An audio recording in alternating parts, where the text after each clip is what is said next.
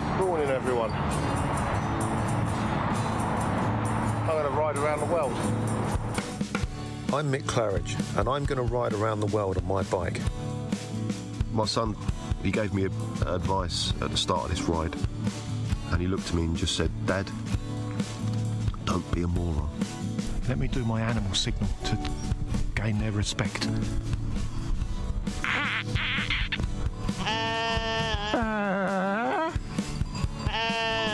How's it going, Sally? Yeah, I'm alright, Mick. How's it going? Worse than that bit in Lord of the Rings where they go into the top and the spiders in the tunnel. I'm just hoping there's a spider at the top of this one to kill me. Freezing. And I failed. I moroned up the ride.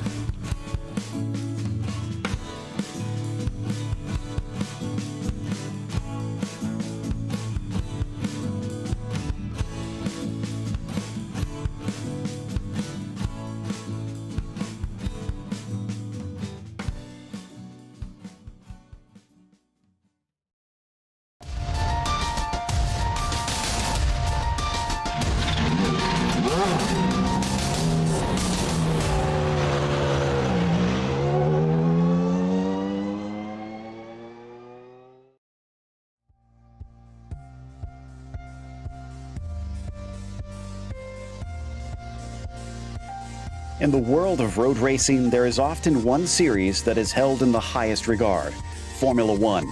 The skill of the drivers, the technology of the teams, and the cunning of the strategists are second to none. So for our competitors to attempt to tackle these incredible machines says something about their willingness for a challenge. We'll see who has the speed and precision to win as we get ready to watch the Majors Austrian Grand Prix, and you'll see it all live here on the Global Sim Racing channel. Hi, I'm Joe Peak, and joining me in the booth is Adam Lindgren. Behind the scenes is our director, Ryan Bauer, and he's using cameras provided by Dougie Beard. The Red Bull Ring has gone by many names and seen multiple shapes in its history. Let's take a look at our track guide to see how it sits now.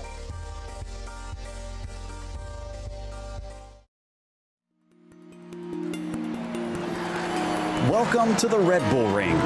Located near Spielberg, Austria, this track began life in a much more fast and sweeping format. Having gone through multiple different owners, it eventually was snatched up by Red Bull and has its 3 different layouts you see today. While they range roughly between 1 to 2.5 miles in length, the thing they hold in common are fast straights, hard braking zones, and very few corners. In fact, the longest and most common layout, the Grand Prix course, has only 9 of them. Spots like Remus and Gosser are the most popular corners for overtakes, but both involve dramatic elevation changes. Each have their perils. Remus tends to see drivers make contact when the blind cutback often goes wrong, whereas Gosser tempts you into braking far too late, and the downhill nature shoots cars miserably into the gravel. A few swift bends still scatter the track, with turns like Lauda, Rent, or A1 really testing a driver's accuracy at high speeds. However, most of them don't send you off into the grass. Rather, there is a lot of paved runoff. But they often include some nasty curves most cars will want to avoid hitting, as they've been known to damage suspension and undertrays. A variety of types of racing compete here, with everything from lower Formula open-wheelers to motorcycles, touring cars, and all the way up to Formula One holding events regularly. Set among the gorgeously picturesque Alps, and including great racing on a challenging and history-rich circuit, it's easy to see why fans and drivers are both eager every time they come for a race.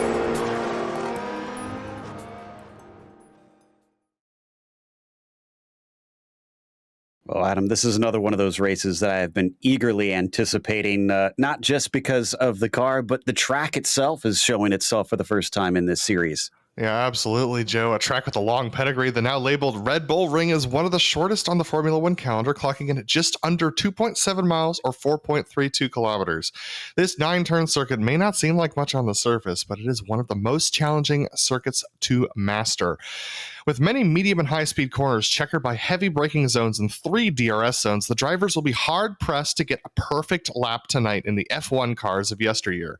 The Mercedes-AMG W12E Performance is the Constructors' Championship winning 2021 Formula One car, and the modern-era Formula One car to be realized, the best modern-era Formula One car to be realized in a simulator at this level of detail and precision. The drivers today will have the full suite of challenges to contend with, including dozens of in-car adjustments, 3 tire compounds, DRS, battery deployment settings, a standing start. I mean, if you've driven an LMP1 car, take that and multiply it by a couple times, and you have this beast. Turn 1 will be terrifying on cold tires that have no heat, considering iRacing does not perform a warm-up lap. Turn 3 will also be interesting, as it'll be many drivers' first hard braking zone with heavy traffic, and after that, it's off to the races, with the sweeping third sector making it difficult to pass until you get back onto the front straight. And with DRS not activating until lap 3, Joe, these drivers are going to have their work cut out for them to stay within 1 second of each other for the first couple laps. No doubt. This is going to be one of the biggest challenges they have faced all season, and that is with a variety of different types of scenarios that they've been in over the course of this season already. Before we get to the racing, just want to mention our sponsor, because we want you to make sure and check out the Majors Garage, home of free Baseline Plus setups. Get help from any of the garage coaches 24/7. Sign up now for awesome, affordable monthly subscriptions, telemetry, coaching, and more by simply clicking on our link in the description below. Also, if you use our special discount code MajorsGSRC, you'll get 10% off. Also, we want to mention our charity as well, which is, of course, the mission of Tunnel to Towers. The Tunnel to Towers Foundation is trying to honor the sacrifice of firefighter Stephen Siller, who laid down his life to save others on September 11, 2001. They also honor the American military and first responders who continue to make the supreme sacrifice of life and limb for our country. Find out more at our link and the description below. Now, as for the championship here in this season, right now, Christian Challoner is leading, but 140 points is a decent margin. However, we've not seen the domination that we have in past seasons. Only 2 wins so far for Christian Challoner. His fellow Mega Team Racing drivers have been keeping him honest for much of the way, as you can see, with them being well up there in the points, dominating the top 4. Dog Bear Blue is the first one to not be from that team, and Eric Smith in that car down there for Dog Bear Blue, 261 points behind. That's getting pretty far behind this late in the season. And then you got some small gaps between Milwain there in 6th, all the way down to Kevin Hill in 9th. We'll be giving a little bit of extra love to Kevin Hill tonight, as he is our spotlighted driver for the evening in the 52. What about down in the Sportsman Championship here, Adam? Well, in Sportsman, which you can see over on LSR TV, Doug Buchanan currently leads with 23 points over David Gargaro Jr. That is a tiny gap, even in Sportsman, for them to happen. So very close there for the lead of the championship, with just a few, not even that many points, separating himself and Murphy Nichols as well in the 3rd position. We got another 25, Drew Koska in 5th. I mean, it is an extremely tight battle over there in the Sportsman Championship. It's anybody's championship to win at this point in the race, with Spencer Todd, Maurice Gamillon, and Chris Tito, as well as Robert Deloche and Cody Richardson rounding out your top 10. So we head off to the Legends next. This is for drivers 55 and over. And, of course, Kevin Hill is at the top of that. Brian Barnes about 118 behind, so still relatively close on that one. You get another little gap down to Wayne Hutchison down there in 3rd. But look at the tight fight between McGreevy and Partridge. The UDOX side, the first step outside of the podium. It starts to get pretty disparate from the farther down of the top 10. Jimbo Pfeiffer is a full 300-some points behind William Fletcher, and there it even separates by almost 100 points, more than 100 points, really, down to Brian Bennett and such behind them. So off after that, we also have the Legends Sport class, Adam, and similar to the Legends Championship. Yeah, absolutely. This is for the Sportsman to be racing in, and it's really a 2-horse race at this point between Maurice Gamillon and Robert Deloche, both of them being the ones who have attended the most races and also raced in the most the highest splits as well. So the two of them separated by only 11 points. Race has some work to do to keep ahead of Robert Deloche, as Deloche has been charging up teammates, those two drivers. Then we got Brian Scrivener, Roger Schrank, and Stephen Paulson rounding out your top five, each of them separated by less than 50 points. Then we got Ernie Ludwig, Robert Covey, Mark Redeker, Richard McClure, and Gerard Gilbert rounding out your Legend Sports standings. As for the team standings, this is one that is usually hotly contested and very highly sought after. Mega Team Racing is, if we're honest, looking like the ones to beat this season. And unless they have some serious drama in the remaining rounds, probably not going to be overtaken in the points. Already 1,000 ahead of their nearest rival, Forge. For a long time, it was the Alliance Racing team that were the ones to beat, taking many championships in a row before it has really shaken up since that team dissolved and became a few others out here. It's still a pretty close fight, though, for that second spot, with Forge and Evolve trying to decide who is going to be best of the rest here today. And they also have an amateur teams championship as well. Yeah, absolutely. The Sportsman Teams Championship. That's Forge Racer, PC Racer Sport 1 in the lead narrowly over Mad Sim Racing. That is very easily within a couple of places on track for those two teams. So they're hard at work fighting for that championship down the Sportsman standings. Then it's a ways back, probably about the same gap that we have from Mega to Forge in the pro standings, back to Vengeance Motorsport. So it really is a two-horse race in this one as well, with Evolve Sim Sports Academy and High Class Racing rounding out the top five, with Dog Bear White, Udox Frank, Howler Racing, Sector 5 Racing, and Dog Bear Gold rounding out your top 10. As for today's race details, this is going to be familiar to anybody who does watch Formula One races, especially recently here at the Austrian Grand Prix. 71 laps, just like they actually did. However, all of our cars are the same make, so they won't have to worry about being put in an Alfa Romeo or something like that here. This is all going to be the same Mercedes-AMG W12E performance. Now, just like in Formula One, they have to use at least 2 tire compounds throughout the race. They do get each of the 3 compounds to use if they should choose the hard, the medium, and the soft. We understand that the medium and the soft are the most desirable here today for the race. Now, while it is a 35 incident limit, they do have drive-through penalties handed out at lesser than that. 15 and 25 will get you a drive-through at each of those marks. So you got to keep it on the track or else you will get punished by the automatic racing stewards. Unlike F1, though, they have a spare car. So there is a T car essentially waiting for them in the garage if they run into trouble. But we're hearing 1 and 2 stop strategies have been the desired ones. So you'll get a chance to come in and take that spare car, but it could, of course, really upset your strategy if it happens at an inopportune time. So the drivers practicing the pit entries. There's been a lot of different practices, such as trying to practice their starts and all different kinds of things. The qualifying laps at tracks, these cars are so finicky and so unique, Adam, as we take a look at the weather and showing, speaking of finicky, going to be slippery out there today. Yeah, extremely slippery with 111 degrees Fahrenheit. That's 44 Celsius out there with high winds too. 10 miles an hour out of the southeast or 16 kilometers per hour at 55% humidity. These are some adverse conditions for these cars, especially considering the fact that most of these drivers don't drive these cars normally. Now, a couple of things to notice, Joe, which we were talking about before we went on air today. Quite a few drivers have taken their practice starts actually from their grid positions, which lays down rubber in their grid positions. So an interesting strategy to gain some advantage there. Another thing to note is that we have 4 drivers who have practiced on hard tires. Ozzy Milwain, Travis Warling, Kurt Crum, and Eric Smith have done practice times on the hard tires. So that's another interesting thing to note. And also, as we almost saw right there, off tracks are going to be the name of the game. They've got drive-through penalties today, as you mentioned in the race details, Joe, and that's going to be something to keep our eyes on. Drive-through at 14 incidents, I believe. Not that many incident points to get a drive-through penalty around here today.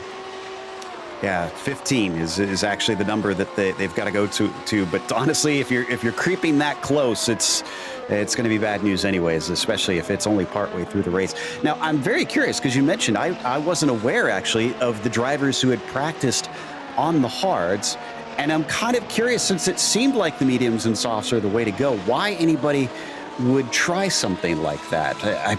Is it possible maybe to do an early stop on softs and take hards and try to go to the finish? Or is there any value to that? I just don't know whether any of our drivers here today have the finesse to pull that off in 111-degree heat. I mean, take a look at what the real teams were doing, at the Red Bull Ring just this past weekend. None of them, like, the hard tire was not a desirable tire to run on during qualifying for sure, but during the race it was used quite a bit. And the soft was avoided. But around here, I think these drivers are looking for maximum performance because track position is going to be really important for these drivers today, just because of their lack of familiarity with the machine. Oh, Nathan Dowd having a bit of a spin there as we go on board, and we hop over to Jeff Schmeier. That must be Dowd ahead of us that we see off the side of the track. Now, the other difference that is probably going to be difficult for us to get adjusted to, because in iRacing, Adam, the blue flags are all informational. You're not required to get out of the way and leap out of the way. Now, in real life, they are not just informational. You have a certain amount of corners to get out of the way. Now, they can't do it that strictly here in the sim, as we're seeing even more spinning out there. But the stewards have said before the race, Adam, that they're going to be watching to see if anybody doesn't pull out of the way. And they are enforcing drivers, requiring them to try and not hold up the leaders. They are asked to get out of the way. Yeah, obviously it's not quite as strict as F1, where you have 3 marshals posts before you're supposed to pull over after you start receiving blue flags. But the Major Series is going to keep their eyes out, and what impeding a driver behind looks like in Formula One is very different than it looks like in other series. That can just be hanging out half a second ahead of them. That is impeding because it takes aerodynamics away from the front wings, especially in the W12. Last year's F1 cars were very susceptible to aerodynamic interference, and so we're going to see some of that today. Yeah, it's not quite going to be like what we've been witnessing this season in Formula One, as there's still going to be these huge downforce monsters without the undertray downforce that they have in these modern days. So as the grid gets ready to line up, we've got 16 cars here today for this race. So let's head through that starting order. Christian Challoner is going to be on pole. Andrew Waring will be in second position. Justin Morton is going to be P3, followed by Riley Thompson in fourth, Nick Ottinger in fifth, and then Ozzie Milwane on the outside of that third row. Carter Kundinger starts seventh with Nathan Dowd in eighth. Then we've got Eric Smith in ninth, and then Kevin Hill, the driver we're going to be keeping our eyes on today, in 10th position. Vincent Leherbe is going to start off 11th with Lyndon Swaby in the 12th position. Travis Warling in 13th with Kurt Crum, 14th. Jeff Schmeier lining up in 15th today with Tom Abramitis in the 16th position. Watch out for the run up into Lauda. The first right-hander there at the crest. It's a blind corner, and with this standing start, everybody vying and jockeying for position, it could wind up being a real danger zone. Looks like everybody is out there. So the engines now start to rev as the lights come up for the Austrian Grand Prix, and the green flag is out, coming off the line.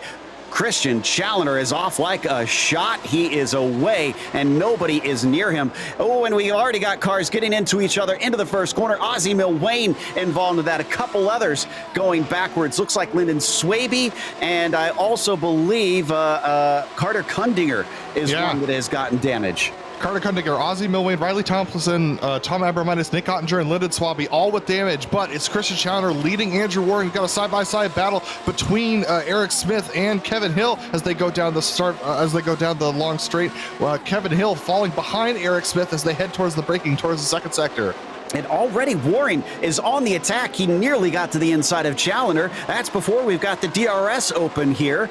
So they're starting to run away, but Christian, who seemed to be able to run away from the starting line, is not able to do the same here at this latter part of the opening lap. Let's see if he can pick it up as he starts to try and get temperature in the tires. Lyndon Swaby, with extra damage, has beached it in the gravel on the outside of turn 7, so he's going to have to get himself back going again. There are not full course yellows or even virtual safety cars here in iRacing. It's green all the way for the 71-lap race.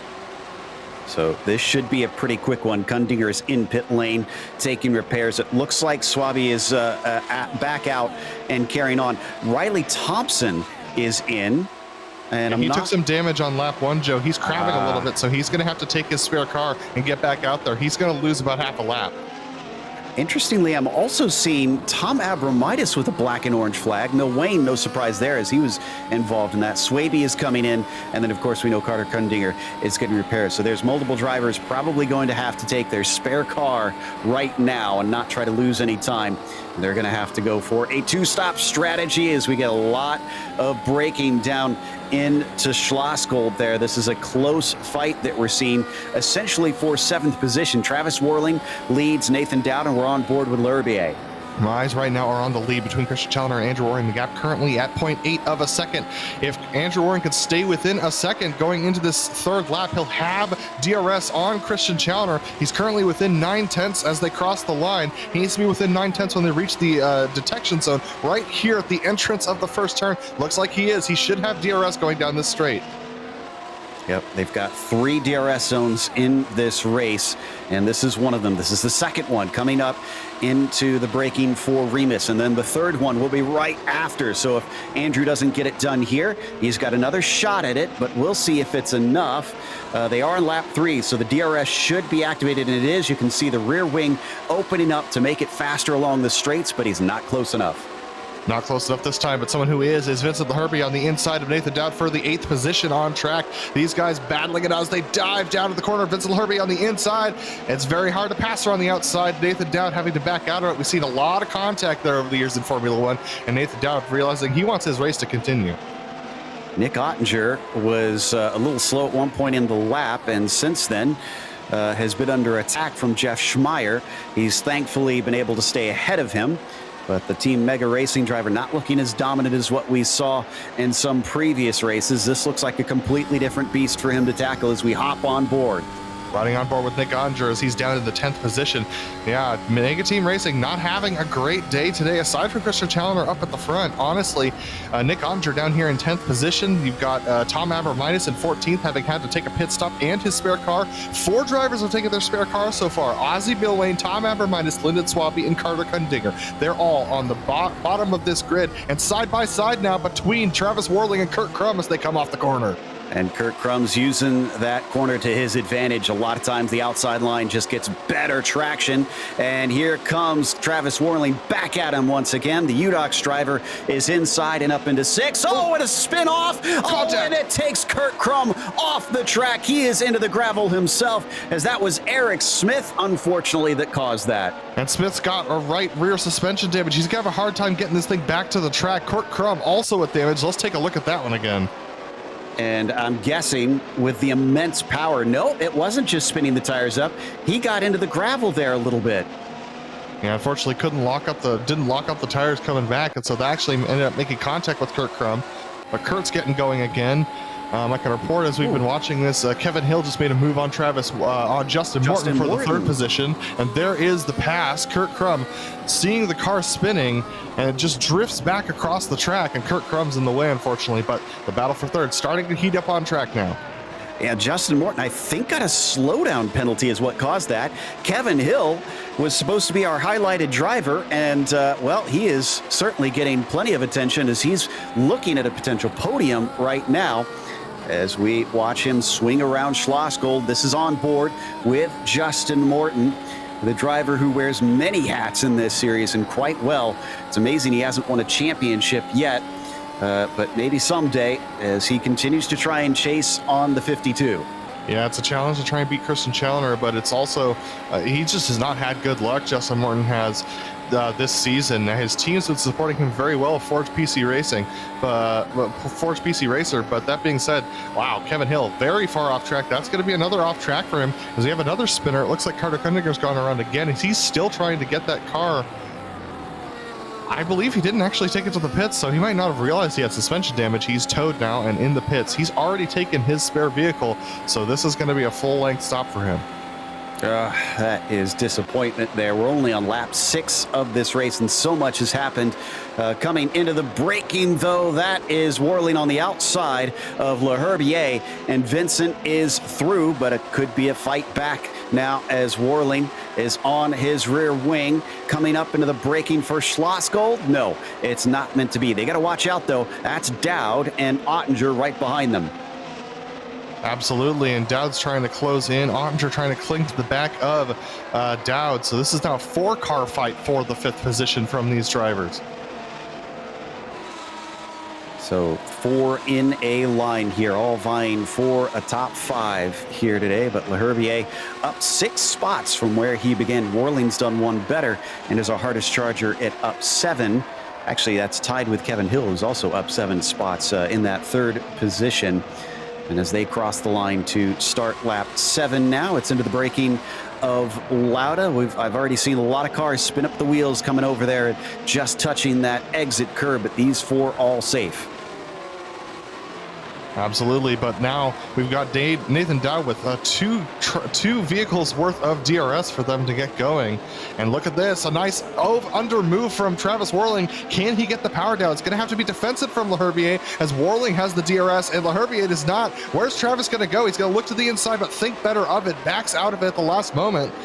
Oh, hard lock up there from Le Herbier on that front right tire. We have graining now in iRacing, so these tires, Joe, it's not going to wear evenly like it used to. They're going to have to worry about the wear patterns on these tires a lot more than they were just a couple weeks ago. Absolutely, and we have to remember that there's the different compounds as well. Now, double checking, Vincent is on the medium right now. Looks like Warling is actually on the hard, so he is one of our drivers maybe trying to go long on this for a stint. Dowd's on the mediums, and Ottinger is on the medium as well. You might see, as they come through Lauda there. It's just impressive to me that Warling can be this competitive on the hard tire this early on. I mean, he's got it up to temperature, and he's looking to try and make a pass on the Herbier. Oh my goodness, I think that was a little bit of contact.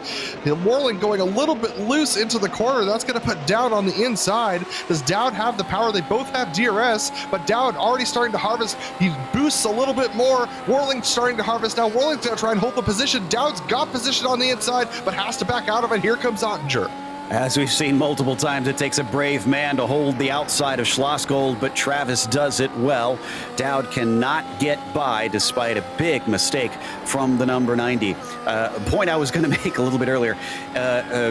What colors you see on the tires may not actually reflect what are on the cars. So just be aware that there could be a tiny discrepancy on that, but we will keep you abreast on who is wearing what rubber out on the track as it happens and the pit stops take place. Now on to lap 9 for our battling drivers to decide the top 5 positions. Oh, and this is for the lead.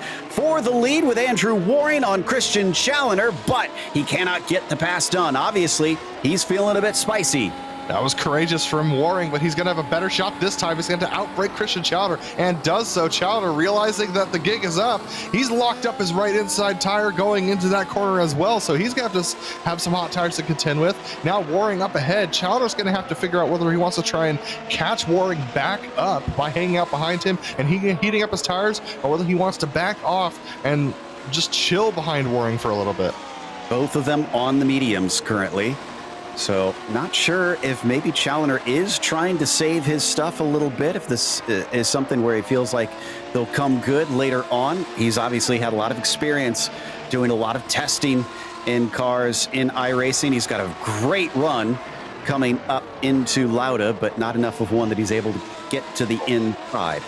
Beautiful run from Warring through turn 1 is going to negate a move from Challoner, but Warring's actually harvesting now on the straight. That's going to allow Challoner to get up the inside. Challoner sticks his nose in, but Warring a little bit later on the brakes is able to hold him off. Battle for second.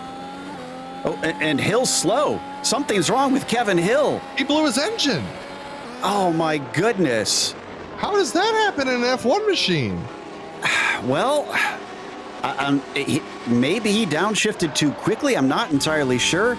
He's pulled off to the side. Surely he needs to take a tow, because I don't think the car is going to be able to go anywhere. Let's ride on board and listen.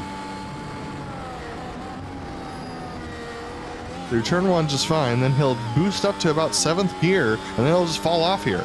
But he's carrying on. He's still going. Maybe this wasn't an engine issue. Not entirely sure. We'll try and get Maybe his information. pedals came unplugged. It's happened to the best of us. Yeah, I was thinking either that or maybe if he's in a VR headset, the headset went out. Something. There are many things that could have happened, but this sent him down into 11th.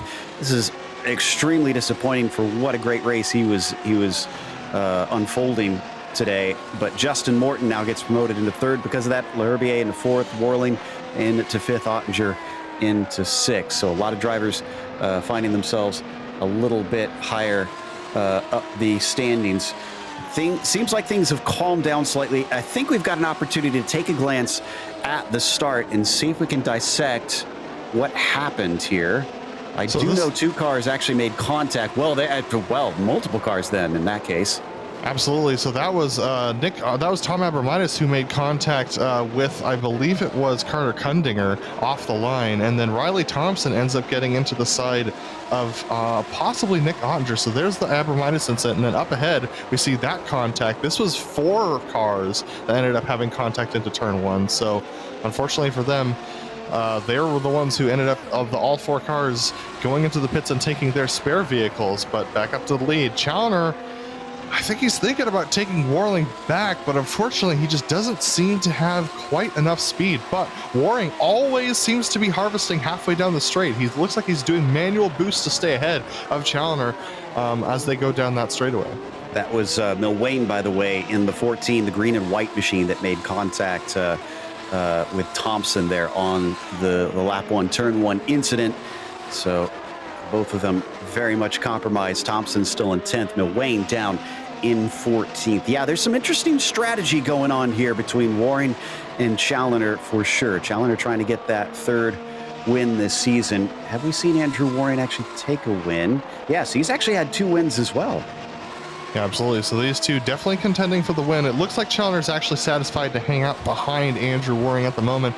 And it looks like most people are satisfied just hanging out within about half a second of each other. Now, granted, this is going to wear your tires more. We've seen this in Formula One. We saw this in Formula One all last season. The sweet spot for a gap was about 2 seconds behind. But riding on board now with Nick Ottinger in that 6th position, he's chasing down Travis Worling, who's close in behind Vincent L'Herbier for the 4th position. We hop on board once again, coming over turn 1, heading through the valley here, and then it'll crest once again up towards Remus and into the braking zone. L'Herbier is quite safe over Travis Worling.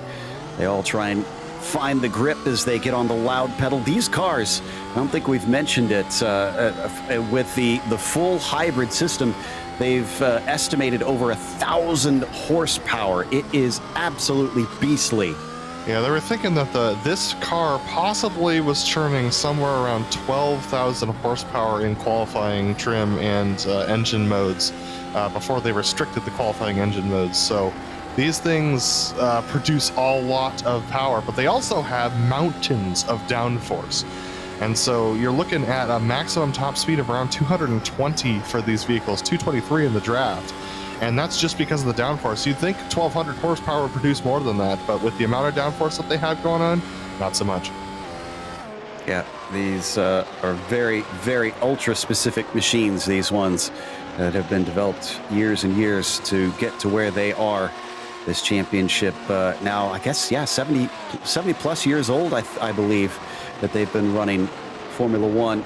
And up into the braking once again, Travis Worling behind Vincent L'Herbier. It does seem like Travis is pretty good under braking compared to Vincent, just not good enough. Yeah, absolutely. So unfortunately, it looks like these tires have kind of reached their top, their peak efficiency at this point. So now it's just managing tire wear. And for those runners who want to do medium hard for the race, they've got a little bit more flexibility compared to those who are doing medium soft or soft medium. And to be honest, with the speed that Travis Worling is doing, I'd be thinking about the hard for sure, because Travis has not been slow. He's clinging to the back of Vincent L'Herbier pretty effectively. Apparently, it was Ross Banfield who won the Euro race with a hard medium strat. So I guess it is a pretty valid one out there for the drivers. And that was a big slip up from the UDOX car of Travis Warling.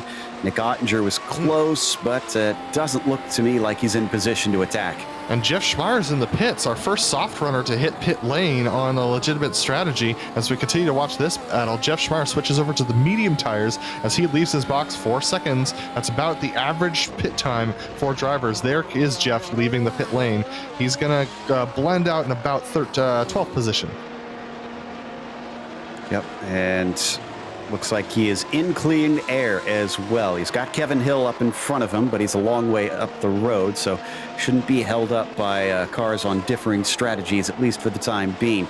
Meanwhile, flying down through Verts, this is still the fight between Leherbier, Warling, and Ottinger.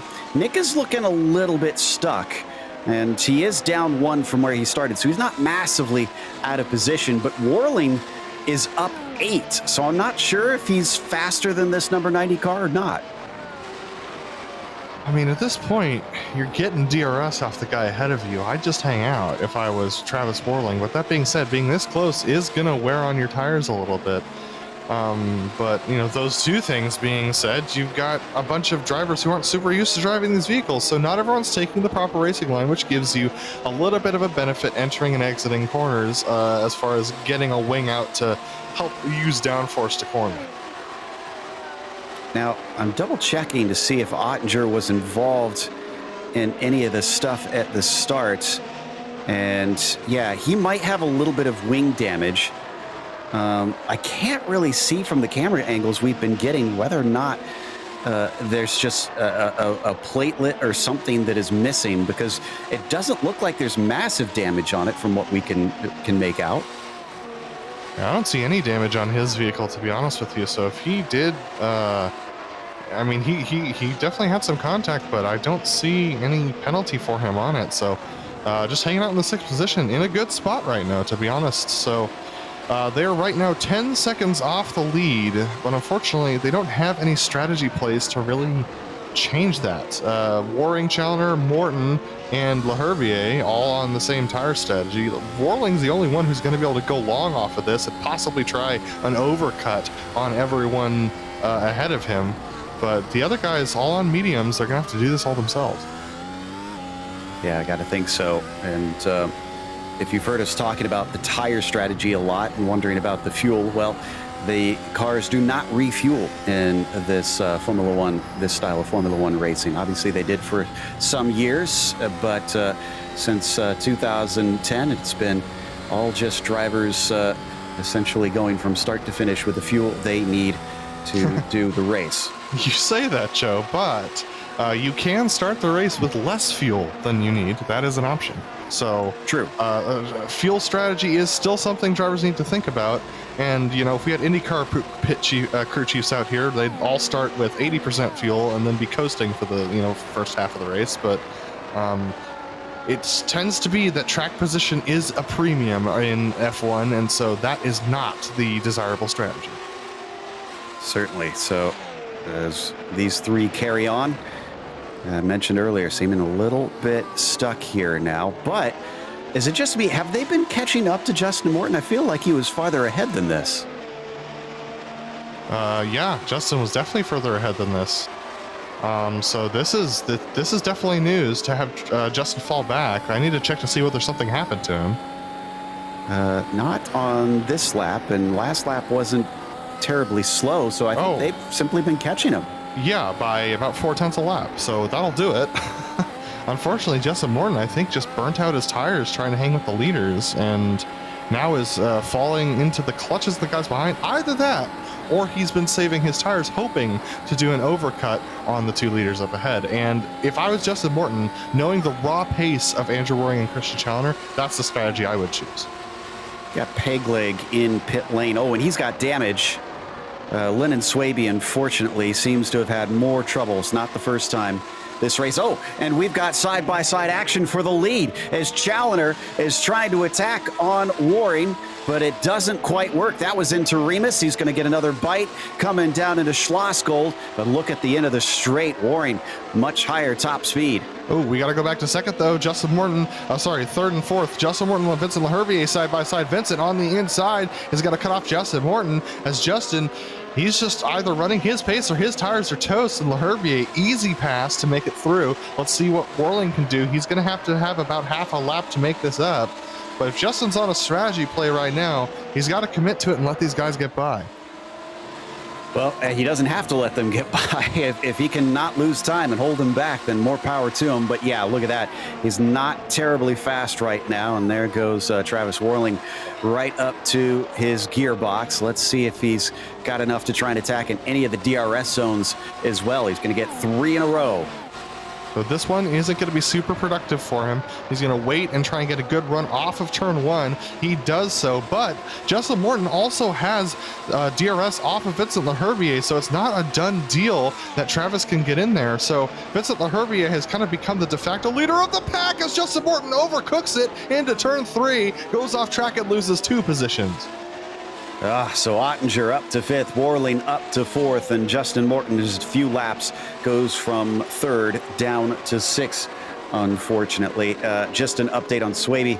He had his incident coming out of Schlossgold, nosed it into the wall. That's why he's coming to pit lane for repairs. But it's more than just the front wing that he's having to repair, because he's been in there for almost 2 minutes now. So clearly something went wrong. In the meantime, Kevin Hill trying to fight back through the field, still hasn't taken his pit stop. He's only up to 10th right now, and I think one of those spots that he got actually was from a driver pitting in. And now I see Ozzie Milwane off to the side of the track. What happened here? Ozzie Milwane very slow, and this was a spin. He's got front wing damage, Joe. This was coming through turn 1. We saw this a lot in practice, but it hadn't happened in the race yet. Ozzie Milwane picking up a little bit of front wing damage going through turn 1. Let's see if we can get a replay on it. And wonder if the curb had anything to do with it. It is a tall little curb. Ooh, hard to tell from that angle, but it definitely came around on him. We're going to check it out from our drone cam here, and I don't think it was the curb itself. I think it was just the fact that when you go through that curb, it kind of like bumps up on you a little bit, and it lifts the car and unweights it, and just trying to get the power down, it just came out from under him. I think Leherbier is struggling with tires or something. He just lost 2 positions back to back. Worling up to 3rd, Ottinger up to 4th. I double checked, didn't see any slowdown penalties or anything. So Vincent Leherbier is just having a bit of a hard time at this stage of the stint. Milwane's into the pits for repairs to his machine, but I think Leherbier is actually struggling with battery management. He's been harvesting on the straights at about halfway down them every single lap. I think that's why he's losing a lot of speed to Worling and Ottinger. He just can't keep the battery charged right now. Well, it's made him pay dearly. That was positions going goodbye very quickly. Coming up into Remus once again. That was a moment for Nick Ottinger. He caught it, but that cost him a couple tenths to Travis. Kurt Crumb's in the pits, and this is for regular service for Kurt Crum, I believe. So he's going to hit his box. Hard tires on the car at the moment. He's going to come down off the jacks and put on those mediums, get back out there. Hard to medium, and he's putting on the mediums on lap 22. Sounds to me like it might be a 3-stop race for him, Joe, or 2-stop race rather for him, Joe, but it's going to be hard pressed to do 2 stops from here on out. Yeah, it's certainly going to be a bit of a long one. We can't forget, though, the cars do get lighter as the race goes on, so the later stints hopefully shouldn't be as abusive on them, although the track's probably going to be just that little bit hotter later in the race as we watch Leherbier try to fight back on Ottinger. He saw him make a mistake, but so far, no dice in trying to re-attack as they fly over Lauda. And actually, Joe, the track time's down by 2 degrees. So 2 degrees Fahrenheit, I should say, 1 degree Celsius. And so these drivers are actually dealing with a little bit more advantageous tire conditions than they were dealing with before. So we ride on board with Leherbier as he continues to try and track down Ottinger and Worling. This is now the battle for 3rd as Justin Morton has fallen off the back of these guys to the tune of 2.5 seconds, Joe. Yeah, it seems like Justin's pace has fallen off the proverbial cliff. The number 9 is 14 seconds behind the leader as well. These cars are starting to look real squirrely. These drivers are going to have to be making some ARB adjustments, some brake bias adjustments, and they're going to have to reset everything when they come into the pits. And I would expect the medium runners to be coming into the pits. Well, I mean, you'd hope that you could run longer, probably another 10, 15 laps at least. But if the tires are screaming for mercy now, you might have to bring it in. We've only lost one car officially in this race so far. Carter Kundinger is out. Lyndon Swaby has been in pits getting repairs for 5.5 minutes. So if he does return, it's going to be a lot of laps down, and he just is only hoping to overtake some scalps that have DNF'd ahead of him. And that's actually an interesting fact, Joe. Lyndon is 6 laps down out of a 71-lap race, and you have to... I need to check the rule book again about how many laps you need to complete to get points, but 15th place points is not a bad points haul in the major series, so just something to keep in mind. If he can get back out there and get the required amount of laps completed for the race, he's going to have a good shot at picking up a decent haul of points, even with his bad fortunes today. Watching from above the halo of Christian Challoner now, still right behind Andrew Warren. This gives us a good sense of just how violent these cars are as well. Look at how fast everything comes at you. I did... go ahead. Sorry, go ahead. Go ahead. I was going to say, I had a chance, obviously, as soon as it was released. I wanted to hop in and get to experience it for myself. And holy cow, even in a simulator, it is visceral trying to drive these things. I can't fathom what it takes to try and hop in one in real life and have the guts. Yeah, I'll be honest, I have a belt-driven wheel, and it does not move fast enough to catch some of the slides you get in this machine. It's one of the things where if you're driving smooth and well, you don't need good gear. But if you aren't, good gear would help catch those slides for sure. Justin Morton falling down yet another position, losing a spot to Nathan Dowd. He has lost 2 seconds in the last 2 laps of that pack from 3rd, 4th, and 5th of Worling, Ottinger, and Leherbier. So Morton, he's going to need to cry wolf on these tires and come in and get something soon. Trying to get a closer look to see if I can make out if there's any graining on them, and they look okay to me. And I'm checking his lap times. They are actually getting a little bit slower. Now the fuel is burning off, so he should be able to get slightly faster. So I don't know what exactly is going on, if maybe he is just trying to manage the rubber. He's averaging 108.3s. He occasionally will have a 109.3. I think that's a almost spin. And so that kind of inconsistency is just what's losing him the time. Now look at this. This is a nice closing move from Ottinger rather on Worling. And I just don't think these guys are intent on passing each other. Worling on the hard tires can actually drag these medium runners who are struggling on their tires into this race a little bit further. So Worling out in clear air, that's actually really good for him with his tire strategy in 3rd right now. Still 10 seconds off the lead. They haven't lost any time to Warring or Challoner in the last 10 laps.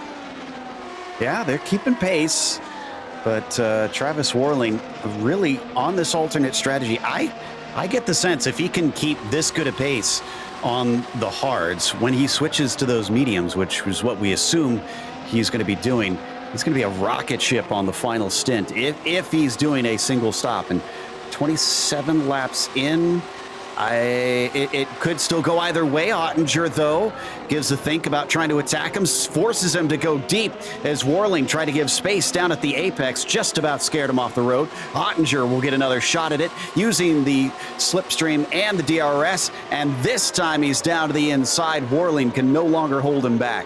I'm not sure how this benefits Ottinger, though. It's possible it benefits Challoner, who's battling with Worling up front. But for Ottinger, I think his best strategy actually is to stay behind Worling.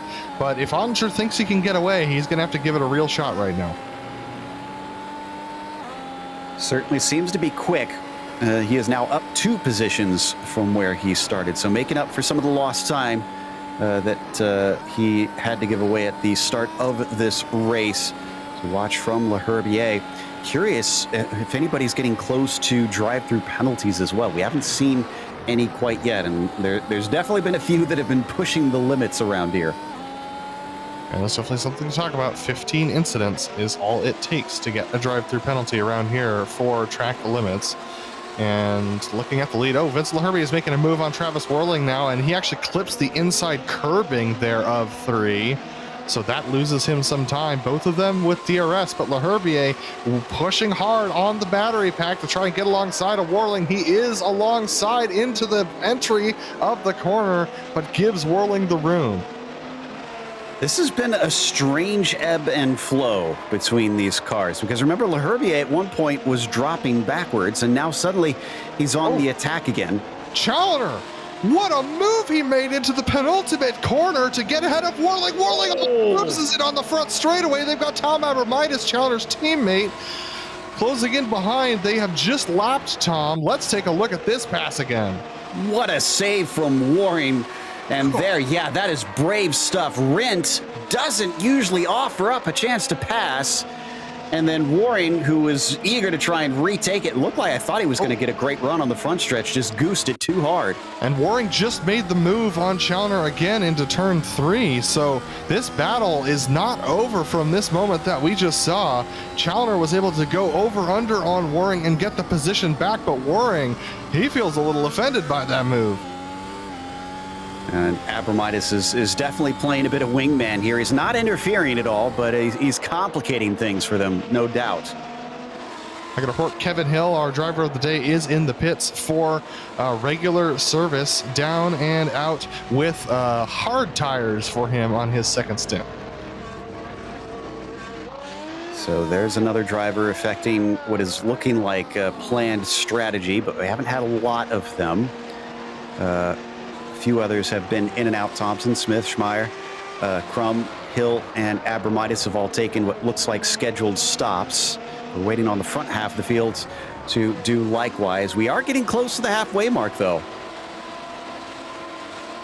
Yeah, absolutely. This race is absolutely flying by. I predicted 1 hour, 21 minutes for this race. We're 33 in and 30 laps into the race at the moment. Andrew Worling clinging to the back of Christian Challoner. That is Tom Abramitis. You can see behind them. Tom started from the back of the grid, got caught up in not even a first corner, but just a starting incident, unfortunately. He's all the way off the back of this right now. Still going to collect decent points on the day, but just unfortunate for him. Yeah, Ottinger, one of those that is hoping to try and fight for the championship. He's 175 points behind Challoner coming into this one, and he's got a single win to his name thus far. However, he's been in the top 5 times so far this season. That pales in comparison to the consistency that Challoner has shown. He has had top 5s in 9 starts. Yeah, so Worling trying to cling to the back of Ottinger. Laherbe has fallen off the back of these guys for sure. About a second and a half at this point. So it's starting to build that gap, especially considering the fact that Worling is the only one of these trio who has DRS at the moment. Also worth noting that Justin Morton, after getting passed by Dowd, has kind of picked Andrew Worling's going for a move on Christian Challoner again. These two just don't want to stop swapping positions. Andrew Worling built up the battery pack and made the move, headed down the hill. Yeah, I'm sure the DRS helped that a little bit as well. So back to the front for the black number 1 machine, or excuse me, for the red number 3 rather. Black number 3, it's a red number 1. I'll get it right eventually. Coming up in towards Rindt, their gap back to Ottinger up to 8.5 seconds. And both of them pitting in at the exact same time. Not the most unusual thing that we see in F1, but a little bit unusual in the majors. This is going to be a battle of the virtual pit crews right now. And Ottinger also follows in. Not a shocker that Worling is going to keep going, and he will inherit the lead. Both of them find their pit stalls. Remember, they're very fast stops, and look at the shine on those tires as they get fresh rubber. It's going to be really tense for both of them coming out of the final, out of this first corner. It's a really tough pit exit. Looks like Waring actually is the one who gets the best stuff, but Christian Challoner has DRS straight out of the pits, and he's going to use it, and he's going to boost it. He's going to try and make a move here, I believe, on Waring, entering this braking zone. Little lockup from Waring, showing a little bit of the coldness of the tires, but I think Christian's a little too far back to make a move. Both on the hards now, so they plan to go to the end from what it looks like. And breaking into Schlossgold, seems like Andrew Waring has the upper hand, at least temporarily. I wonder if that's why Andrew attacked when he did. He wanted that lead back so that he could be first in, first out. Yeah, but I don't think it's going to hold that long. Christian, with fresh tires and DRS, it's going to be a hard thing to hold back right now as Christian gaining on Waring. If he can have a good final corner, he's going to have a shot going into turn 3. Justin Morton is also still rolling, and he's on the mediums. Let's see, is Dowd? Yeah, Dowd is on the mediums, and LaHerbier is also on the mediums. Yes. So I wonder if maybe they're also thinking a medium soft strategy out here. It's going to be a tough call, especially considering the fact that we've just crossed the halfway point, I believe, in this race. Not quite even. So they still got a ways to go as we continue to watch this tight battle between Waring and Challoner. Challoner with a good spot. Waring very defensive this time. Challoner has a little bit of a run. Waring doesn't think he has it, and so he's going to back off. But these guys catching very quickly up to the back of Morton and Dowd. But Travis Worling, though, we've talked about him before, in the best position right now, out in the lead of this race on hard tires. And he's gained 12 positions from the start of the race, still has to give us a pit stop. Current pit deltas tend to be 21.5 to 23 seconds. If he were to serve it now, that would put him back in 8th position. As it looks like Dowd's into the pits. He is indeed, but Morton carries on. So I'm very curious to see what Dowd does on tires as he comes down the lane. Can't go to softs, it's too early to go to softs. He's going to have to switch to the hards, but staying out that long has lost him some track position. So down and out on the hard tires for Nathan Dowd. Yes, he is. Okay, I was double checking for a second. It looked like the mediums again, but no, he did switch up. Remember, they have to use at least 2 different types of tire compound, as there's the attack from Christian Challoner, seeing if he could repass on Andrew Waring, but no, through Schlossgold, he's not quite there. I mean, I wouldn't put it past these two to just be having a good, fun race with each other. But at the same time, if they keep battling like this, someone's going to end up in the gravel. Or both of them will, and they're going to be losing a lot of time. They still have to catch up to Justin Morton, and we know Morton's not going that fast. He's doing 108.3s, and he's still been able to stay ahead of these two.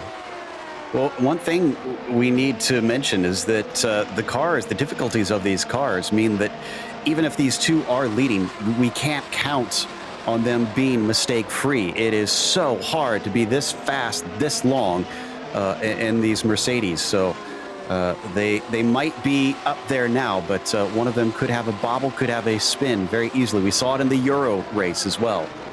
New fastest lap for Nick Ottinger, down in 7th position, all on his lonesome, trying to catch up to the back of Riley Thompson. Just put in a 106.9, so fuel's definitely burning off on these cars, and the drivers with new tires are getting a fresh lease on life right now.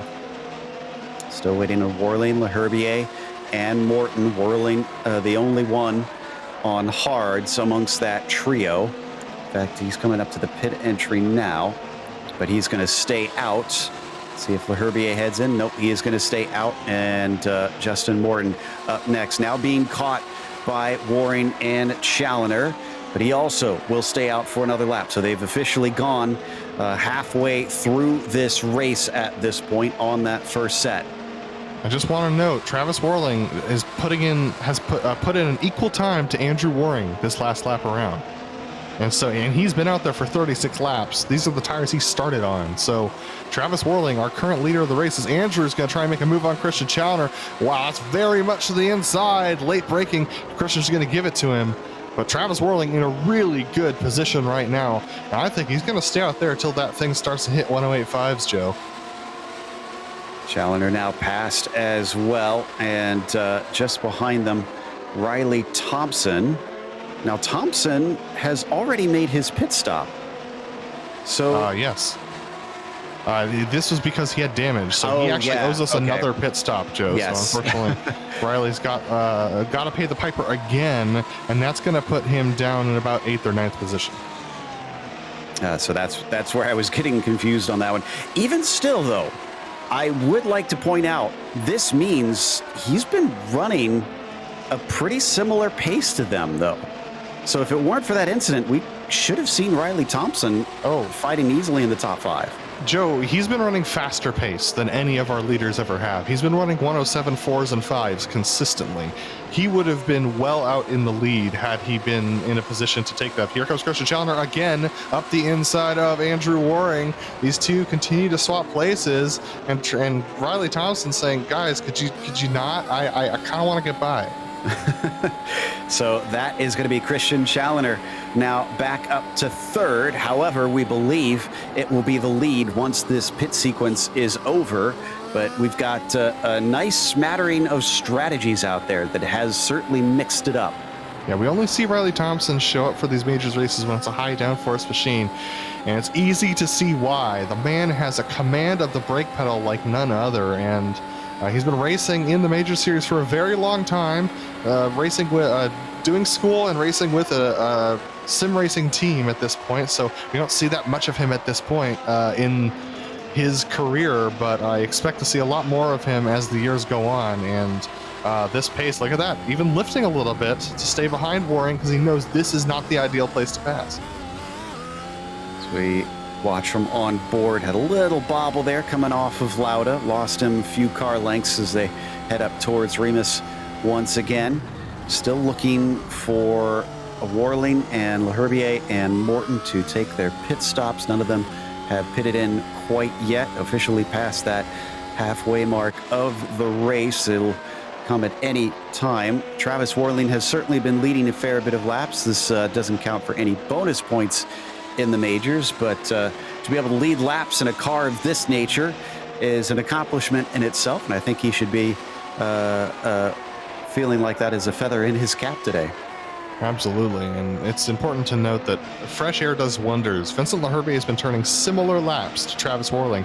Travis Warling breaking the 108 barrier for the first time in a while since he's had clean air, so that's going to be a little bit of a flag for his crew chief if he's got one, to think maybe it might be time to consider, start to consider coming in for those medium tires. 33 to go.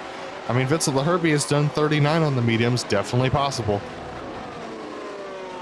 Well, as they head out of there, that's Leherbier on your screen now. He sits in 2nd place and is about 3 seconds behind Travis, so not massively far back. So yeah, you're right about the pace on those mediums has been pretty good comparatively.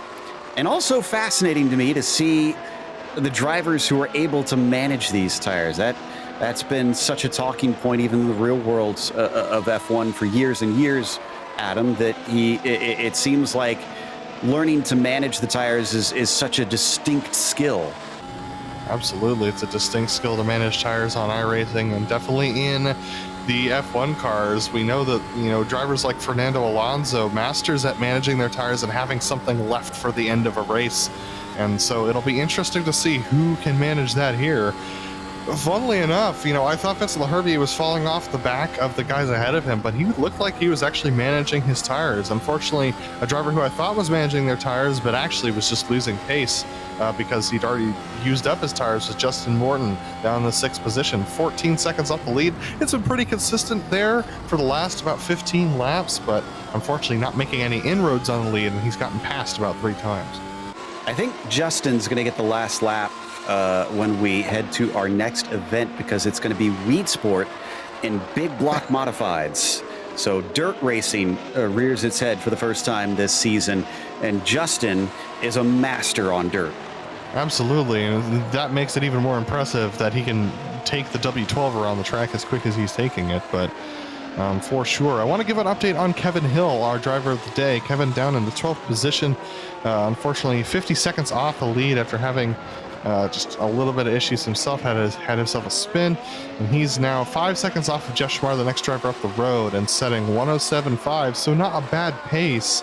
Unfortunately, not gaining anything either on the hard tires till the end of the race with 11 laps on them, and he's got another 31 laps to go. So Kevin Hill probably would have been looking at a podium if it weren't for that mysterious stoppage that he had out on the track that we're still not totally sure what caused it. And this battle just never ends, not just between Challoner and Waring, but man, it's Riley Thompson still just up there at every chance he can get, and making sure that these guys know that he's also just as quick. But we were talking about Justin Morton. I kind of think of him as the Tony Stewart of the majors. He is very at home on dirt, but you throw him in anything and he's quick. Yeah, absolutely. And he was in position to challenge Christian Challoner for the championship last season.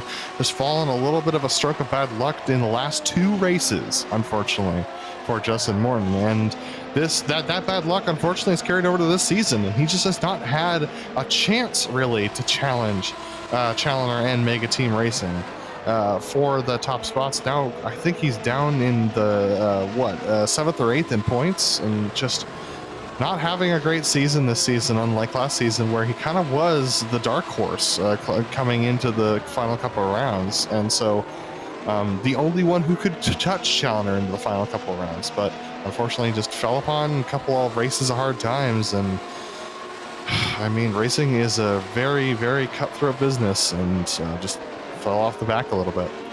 Only results speak to what you can do in the end in racing. And Christian Challoner has plenty of those good results, but not necessarily this season. I mentioned it earlier. He's only got 2 wins. That is the fewest he's had at this stage of the season in years. He has taken the championship multiple times in the last few years. 3 straight that he's got to his name. 1 in the Euros and 2 in the Americas. So for him to only have 2 tells you how much the talent level has been upped in the Americas Pro. We mentioned Jeff Schmeier as the driver that Kevin Hill wanted to try and catch up to. He's trying to catch up to Kurt Crum up ahead of him. We're riding on board with Jeff Schmeier at the moment. This is a battle for 10th position. This would be the last paying points position in F1, but this is the major series, so we have a season-long points schedule. And wow, Jeff harvesting energy out of turn 12. So he's been using his battery pack a lot the first half of the lap. That's probably why he's losing a little bit of time to Kurt. He's in fact out of battery before he crosses the line here. So it looks like Eric Smith's in the pits. Yeah, I was just trying to figure that out. And first hard driver, Eric Smith had damage, and looks like he might be repairing some right now even. Yeah, I suspect. Or is this maybe a drive-through? No, not a drive-through, because those aren't stop and goes. Those are just drive-throughs. I don't see any major offs in the recent laps. See, that I suspected that maybe he had gotten some sort of damage, but he is taking a long time. I don't know exactly. Eric Smith just seeming to be in for more than a tire stop for sure, but we can't figure out what has necessarily caused it. In the car and off the jacks, so it's not damage related then. He's now outgoing 43 seconds. That's a stop and go penalty, Joe. So maybe they did change it. I was told to drive through, but it appears it is an actual stop and go. Justin Morton unfortunately loses another position to Nick Ottinger, so has now fallen back to 7th position as Ottinger's just made the move up the inside of 3. Pretty shut and done deal. All right. Well, as we watch the pair of them down through Schlossgold, Morton watching Ottinger disappear. So he flies out of the Rauch corner. We mentioned earlier about how few there are at this track. So you really got to maximize every single one of them to get good times. Oh, Herbie. Fitz of the Herbie into the pits from 2nd position. So our longest medium runner, well, not our longest, Justin Morton is our longest at the moment, but our 2nd longest medium runner into the pits on the jacks and off the jacks. Soft tires going on to Fitz of the Herbie. He's going to try and do a high performance stint to finish this thing out. For 27 laps, that's going to really stretch them. But this is our first gambler. I like this. Now, he dipped his wheels a little bit over the line, and I'm not sure if that's going to be a pit exit penalty. No, it is not. He does not have a black flag, so he is safe. It's just the cone, it looks like, that they can't go across at the end. The blue cone is what they have to watch for on the pit exit, so he's good. He's going to have to be very careful for this first lap to get those tires up to temperature. Does not want to burn them up to start this stint. I know it's tempting, but Ozzie Milway, the car ahead of him, is not on the same lap. His target is Justin Morton, 7 seconds ahead. So he's got to build up these tires slowly to make sure they get into the right temperature range. So he's got a good long stint soft tire. So Ozzie Milway still down in 13th, a lap behind. We're expecting a few drivers to get lapped before this one is over. And the lap times being so short, it's going to make itself prone to our leaders having to get by them. But again, it's all kinds of mixed up right now just because of so many differing strategies that it's hard to tell how many we're going to wind up with a lap down as we take a look at Jeff Schmeier once again, who sits in 10th position. He's actually pitting in. So Jeff, who is also on the medium tire, is he going to go for softs? Yeah, this is an interesting debate. I would probably go for the mediums and just push them extremely hard is what I would do, but I don't have the finesse that these drivers have. So comes down off the jacks with medium tires on. I know it looks like softs, but they are mediums according to according to the iRacing API data. And so he's going to book it out there on the medium tires to finish this race. So wait, though. He was on mediums in that last stint. Is this his second stop? Yes, it is. Okay, so did he start on softs then? Or was he on, because certainly he couldn't have been on hards before, did he? If he was involved in an early incident, he could have been on hards. But I'm not sure necessarily, but down in the 12th position, one lap down. Vincent LaHerbie on those soft tires, though, setting the fastest lap quite quickly. Talk about a fastest lap. 1 second faster than our previous fastest lap at a 1:05.9. Thing is, that's not worth bonus points here in the majors, so that gets him nothing but pride. And if I was him, I might be a little concerned about the tire life of those softs.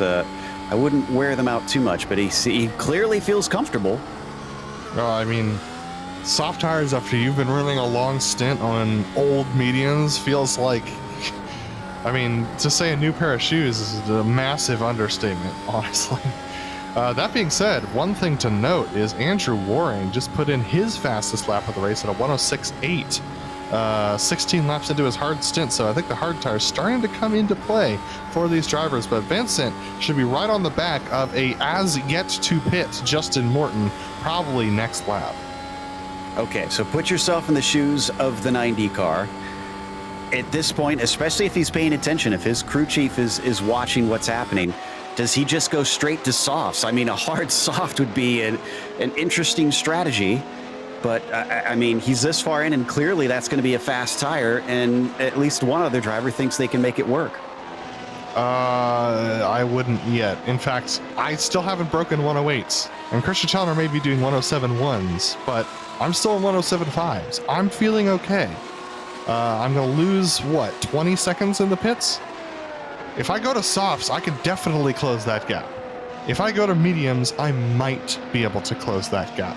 So I'm going to run this thing as long as I can keep an okay gap over Christian Challenger and Andrew Waring. Get it down to about 5 seconds, come in and see where we're at that point. And if it's 15 to go, I could put some softs on. If it's 20 to go, I don't know. That's a little long. Oh, Riley Thompson with a black flag. He is also... Did he speed entering pits? No. It's a drive-through. Oh, no. Okay, so I think it is indeed a drive-through. I think what happened with Eric Smith is he came in and took service when he was supposed to take his drive-through. So that's why it wound up being at 43 seconds. Oh, my goodness. But Riley Thompson has some cording going on his left front. Oh, the left front tire not looking good on that machine at all. He's going to have to come in. I mean, he just pitted, though. That's the crazy thing. He just pitted this thing. So he scrubbed those things hard coming out of the pits. Can we get a roll? Yeah, you can see it. You don't even have to go to the roll bar shot. There it is. That is an ugly tire. And I'm kind of curious. Now I kind of want to go back and see when this started. It started with a lockup in turn 3, Joe. Wow. And that has really cost him here. He's got to hope that that tire does not get all the way down beneath the cords and blow up, because you can deflate a tire if you run it too hard here in iRacing, especially on these Pirellis, as they are not made to last intentionally. But we come back to the battle for what is still second place, Christian Challoner and Andrew Waring. Christian Challoner and Andrew Waring as Vincent Leherbier makes his way around the still as yet to pit Justin Warren. 50 laps on those mediums for Justin. I'm not sure whether he thinks there's an award for the longest drive on a medium set of tires, but he's definitely going to get it today. Hopefully he read the rules on this one, knows he needs to come in, and Warling's in. Warling pits, trying to maximize his entry. Those hards have done their work. Let's see if he puts the reds on. Yeah, it's going to be a toss-up. It's whether or not you think you could get to the end on them. It's going to be tough for sure. Christian Challoner, Andrew Waring goes streaking by as he hits the lane. He's going to put on the medium tires. And you know, I think that's the safe play. Was it worth the risk to do the softs? We're going to find out in about 20 laps time. Yeah, I guess. Speaking of the lead. Yeah, side by side coming up into Remus, and it looks like Waring will get it back from Challoner. Now, Challoner could fight back, and in fact, he's got DRS as they fly down into the braking of Schlossgold. He's got a nose ahead, but he's around the outside. We've seen this go south many times, but he's given space as Andrew Waring is going to retain the lead, at least for now. Inside, maybe into Rauch. No, he has to back out of it. Good move from Waring to break a little bit later, slow it down, and diamond the corner, forcing Christian Challoner, or late apex rather, forcing Christian Challoner to back out of it as Christian was trying to tighten the corner up and take a long apex. But unfortunately for Challoner, Waring able to hold it down, and he's going to have to do that, another 20 times in order to win this race. And I was about to say for Travis Warling, I guess I'm just a bit of a gambler in this situation, because I feel like softs had to have been the way to go since we saw the pace that Leherbier was able to pull. In fact, Leherbier is the one behind Travis Warling. Let me see what the lap times look between them. Do we have no, we don't have a full lap yet for Travis Warling, but 106.9s are the comparison that Vincent is running right now. That's what Travis needs on those mediums. Yeah, and Travis has 12 seconds to close the gap to the lead. So he's got a lot of work to do, and possibly could do it on the softs. I'm not sure about the mediums, but definitely got work to do. He's got Nick Ottinger ahead of him, and Ottinger, a teammate of Christian Challoner, is not going to want to let Travis Warling by and lose this spot on the podium. Ottinger has 19 lap older tires than Travis Warling, so that's going to make a massive difference between the pair of them. And we watch him come out into the penultimate corner there. Also, I can report that Challoner is still threatening on Waring as he has stayed within about 3 to 4 tenths behind that number 3, wanting and hoping he can deny him a third win. Whichever of these two take the victory, if it is these two, they're going to be the first person this season to reach 4. No, I take that back. I see 4 wins for Brian Lockwood, actually. Christian Challoner with a nice speed going into the corner, but not close enough this time around. Just an update on Kevin Hill, our driver of the day, with the pit stop from Jeff Schmeier and the long hold for Eric Smith. That promotes Kevin Hill into the 10th position. He's still about 3 seconds behind Kurt Crum, who is on 31 lap old mediums. Kurt's going to be hard-pressed to make it to the end of this race. Kevin Hill has probably a 9th position in hand. Aside from that, he's got 18 seconds up to Nathan Dowd after that to try and get to 8th. So 9th is probably the best he's going to be able to do today, unfortunately. Just disappointment, I'm sure, for Kevin. As we mentioned earlier, he was all the way as high as 3rd place on merit at one point. Yes, the attrition helped him out, but his pace looked pretty decent as he locks him up slightly coming down into Schlossgold. Don't want to do that too much. We've already seen what that did to Riley Thompson. And position 3 is about to change. Nick Ottinger a little slow on the straightaway. Travis Worling looking for a late braking move. He's going to make the move into turn 3. Stick his nose up the inside. Nick Ottinger not enough power down off of turn 3. That's going to be Worling through. All right, so Travis is making good use of that fresh rubber. Clearly much quicker. And let's see, a 106.1. And Leherbier still 106.3. So yeah, Travis is faster, even though he's on the harder version of the tire compared to Leherbier. He's got less time on him. Riley Thompson's off. Riley Thompson's off coming down through turn 4. And that's going to lose him a couple of positions to Justin Morton and Nathan Dowd. I think he was trying to push the car too hard. Dowd was actually on the attack. You can see down to the inside, gets the spot, and that left front is screaming to be changed. Yeah, and unfortunately, he's not that far into his stint, only 6 laps, but that cording on the left front really negatively affecting him. Well, that's 6 since he had his drive-through penalty. It would be, and he's in the pits. Yeah. So he's in the pits as Christian Challoner and Andrew Waring come up on lap traffic. Now, you mentioned lap traffic at the beginning of the race, Joe. This is the first time our leaders have really had to deal with it as Riley Thompson into the pits, likely softs to go on to this car to the end of the race. And there it is, soft tires. He's out and ready to run. That lockup has cost him. And Kevin Hill just went by. That said, Hill is currently on the hards.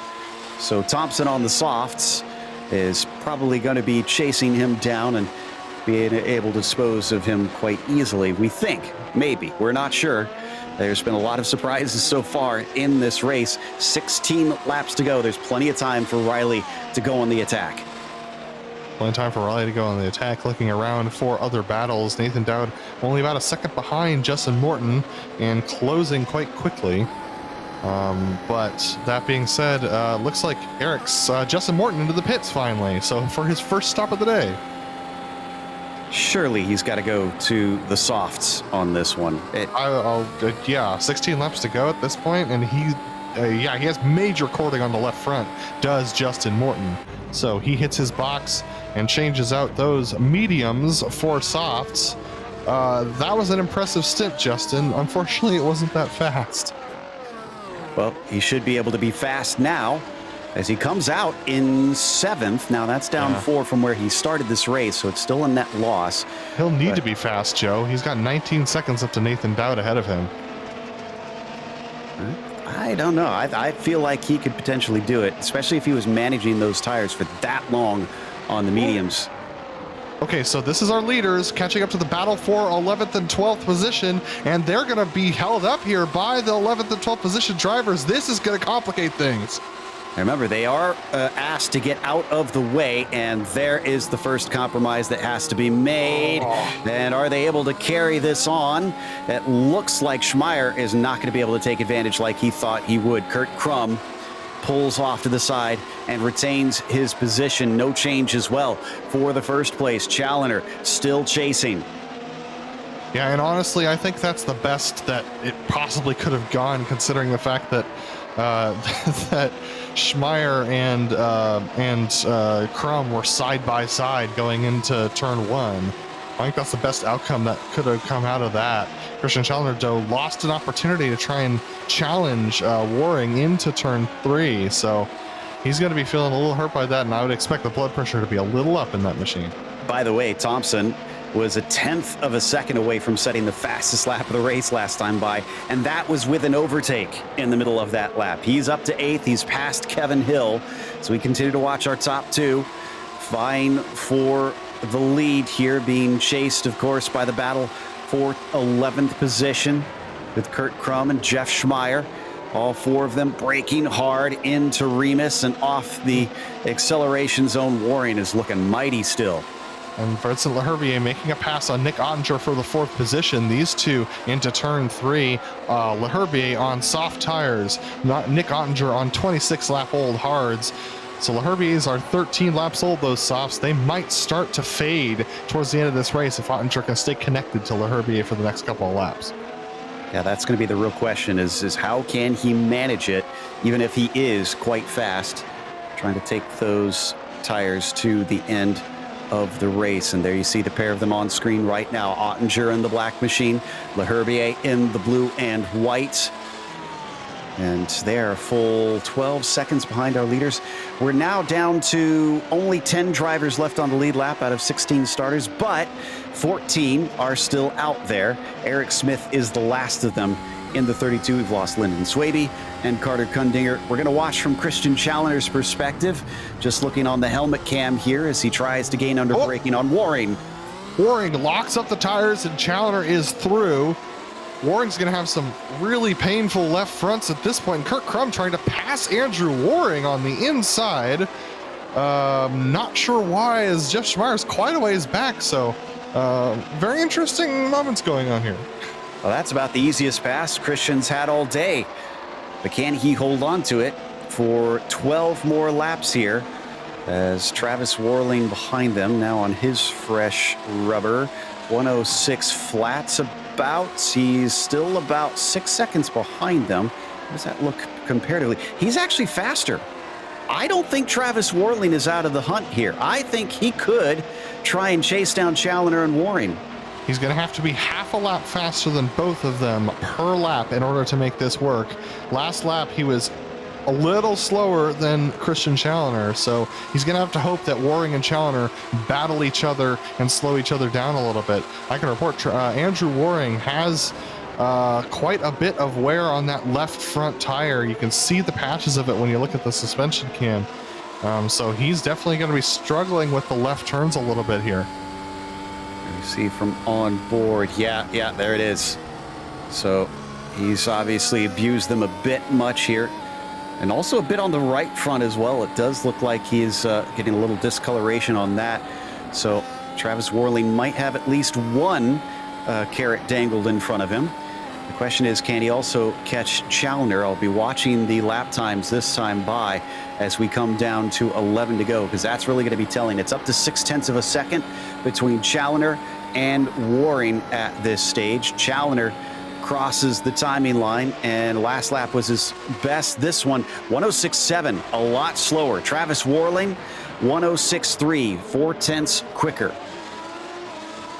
Just recently crossed the line. Looks like that lap did not count, so had an off track. That's something all these drivers have to be careful of as we get into these closing 10 laps of the race, not to have to take a pit stop penalty. So there is Travis. That's the gap. That is about 6.5 seconds between Challoner and Warling, with Andrew Waring in between at about 6 seconds. With 11 to go, I mean, he might get there, Joe, but passing's a whole nother ball of wax. It is, but he's going to be hungry. He has not won yet this season. No! Hungry as he spins him up.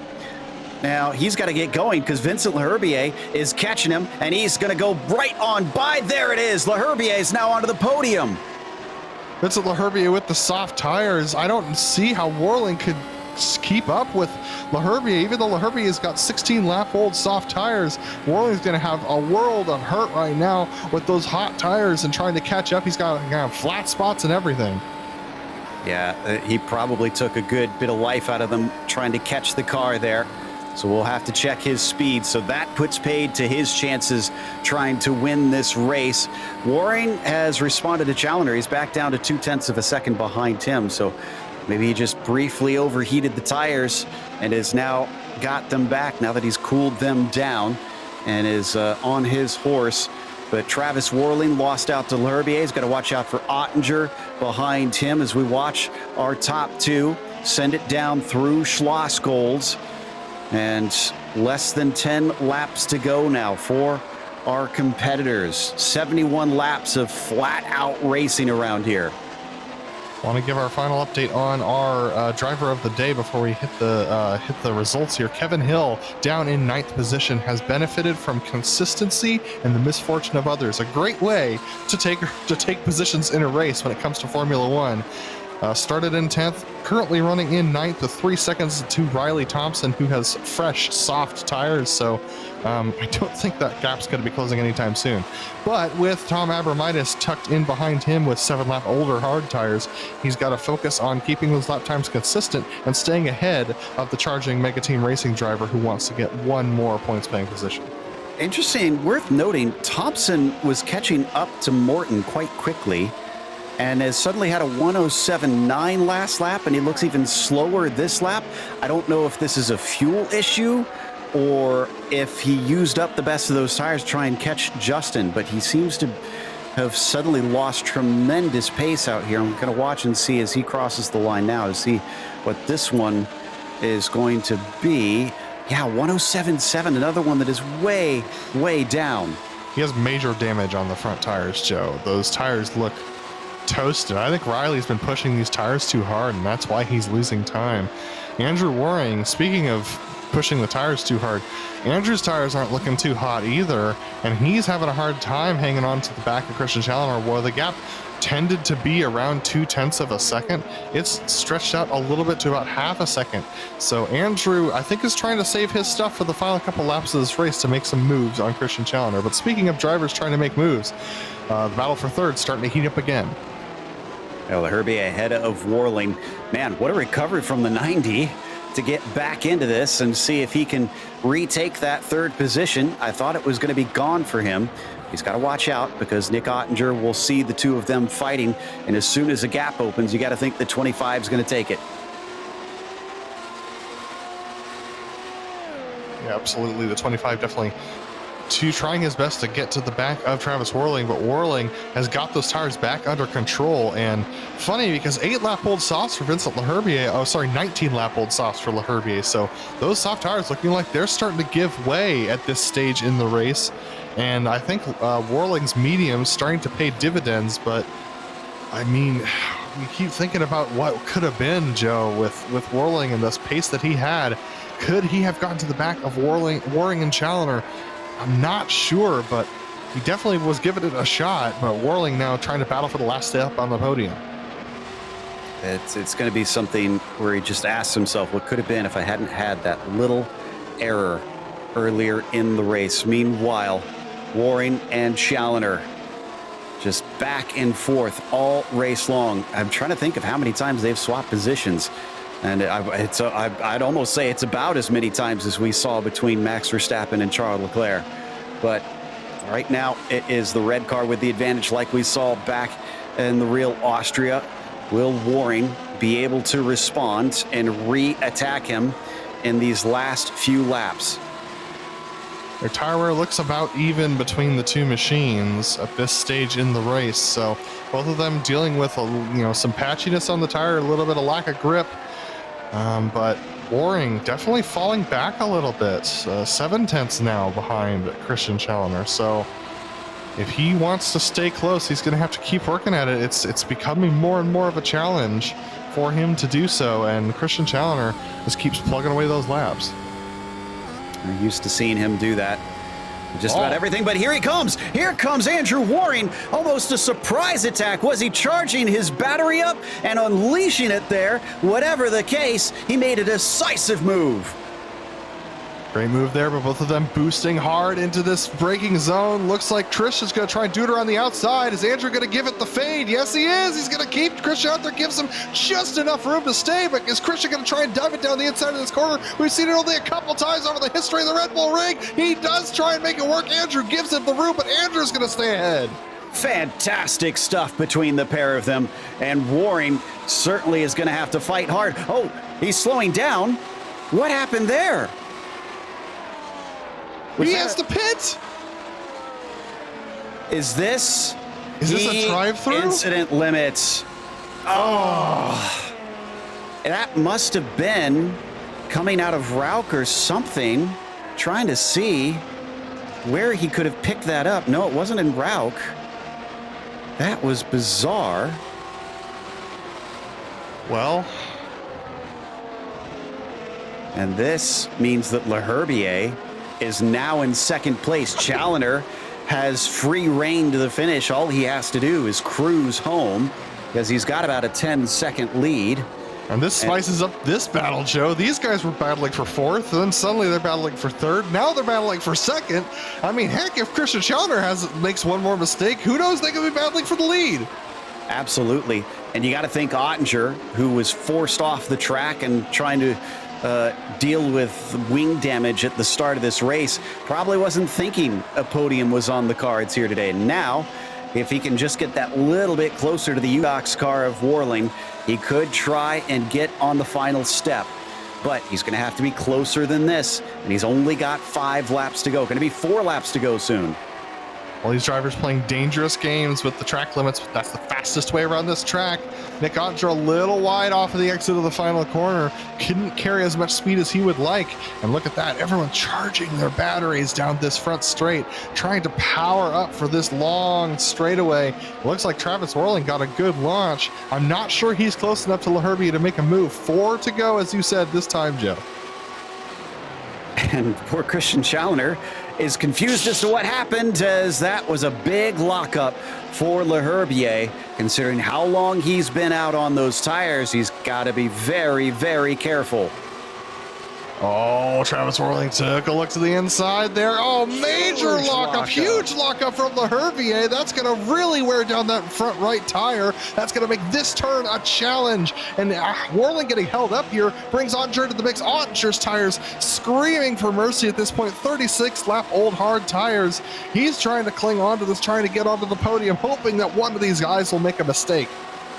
Can he make that rubber last 3 more laps? Whoa. Vincent Leherbier's got a second place on the cards here. Oh, and he almost loses it coming out of the final turn. This is a good run from Ottinger as they head up towards Lauda corner, side by side. Hard to manage that one. Oh, he loses grip. There goes Nick Ottinger back down to 4th once again. And Ottinger used a bunch of his boosts to try and get past Warling on the front straightaway, and used a bunch more right there to try and cling on to the back of Warling. Both of them go wide, both of them off track. Ottinger is gonna just barely try and hang on to side by side, but Leherbier streaking into the distance. The battle for the last lap on the podium might come through pit lane this time, Joe. Oh, neither of them have a penalty that I can see right now. So and here's Andrew Warring. Yeah, he's caught back up to them. Oh, my goodness. And Ottinger up to 3rd. Can Warring maybe get back to the podium here? But he's going to have to pass 2 cars in 2 laps. I mean, I don't know whether either of these guys have to come to the pits this time. We're about to find out. It does not look like it. Both of them staying out, but Warring has a little bit more to play with as far as incidents, but not that much. The DQ limit is very low this race because they want to try and disincentivize drivers going off track. Here we go through. Andrew Warring's got a huge run. He's right on the back of Warling. He's going to look to make a move. Warling goes defensive. Andrew. Travis Warling has a black flag. He's hit the incident limit. He has to come in and serve it this time because he won't be able to go an extra lap or else he'll be given a time penalty. And so here comes Warring on Ottinger for the podium position after having a drive-through penalty. Ottinger's going to try and defend to the inside. Warring goes around the outside. He gets into the gravel. Catches the car just barely. Ottinger lives to fight another day, but we're going to see Travis Warling have to give up at least these positions. I don't know if Dowd is going to be able to catch him in time because he is currently way back. White flag is out for Christian Challenger. He seems to have backed off the pace quite a bit himself. Yeah, he is down to the 108s and 107s there. I think he is giving the edges of the track quite a wide berth, and Travis Warling is in. So Travis Warling abandoning that battle. He's going to fall back, I believe. It's going to be close between himself and Nathan Dowd for the 5th position. But Andrew Warring now trying to cling to the back of Nick Ottinger, trying to get that 3rd position away from him, trying to get that podium position as we see Christian Challenger taking the final, going through sector 2 this time by. I think Ottinger's too far back for Warring to do anything about it. It's going to be hard pressed for Warring to get by, but Christian Challenger yet again, cool, calm, and collected at the front of the pack. I mean, this man is nearly impossible to beat without having some raw pace on him. Here he comes through the final corners. Christian Challoner has led this one from pole, and he didn't have it all his own way, but he fought hard to take the win here in Austria. And how about Vincent Leherbier with an unusual strategy to take himself into second, and Ottinger is going to be on the podium ahead of Waring by just the tiniest margin. Travis Warling, by the way, came out less than a second ahead of Dowd, but it looks like he's got the legs on his. He has started to pull away. Justin Morton, look at this. That is Riley Thompson just behind him. Both of them on soft tires, both of them on equally old soft tires, and both of them old teammates of each other. This is always a spicy battle between Morton and Thompson. Morton trying to hang on to that position. All he has to do is get through the final corner cleanly, does so. Morton will hang on to 7th, Riley Thompson in 8th. Only 11 cars going to finish all 71 laps here today. That's going to send us to a quick break. We'll come back with the unofficial results as well as driver interviews, so stick around.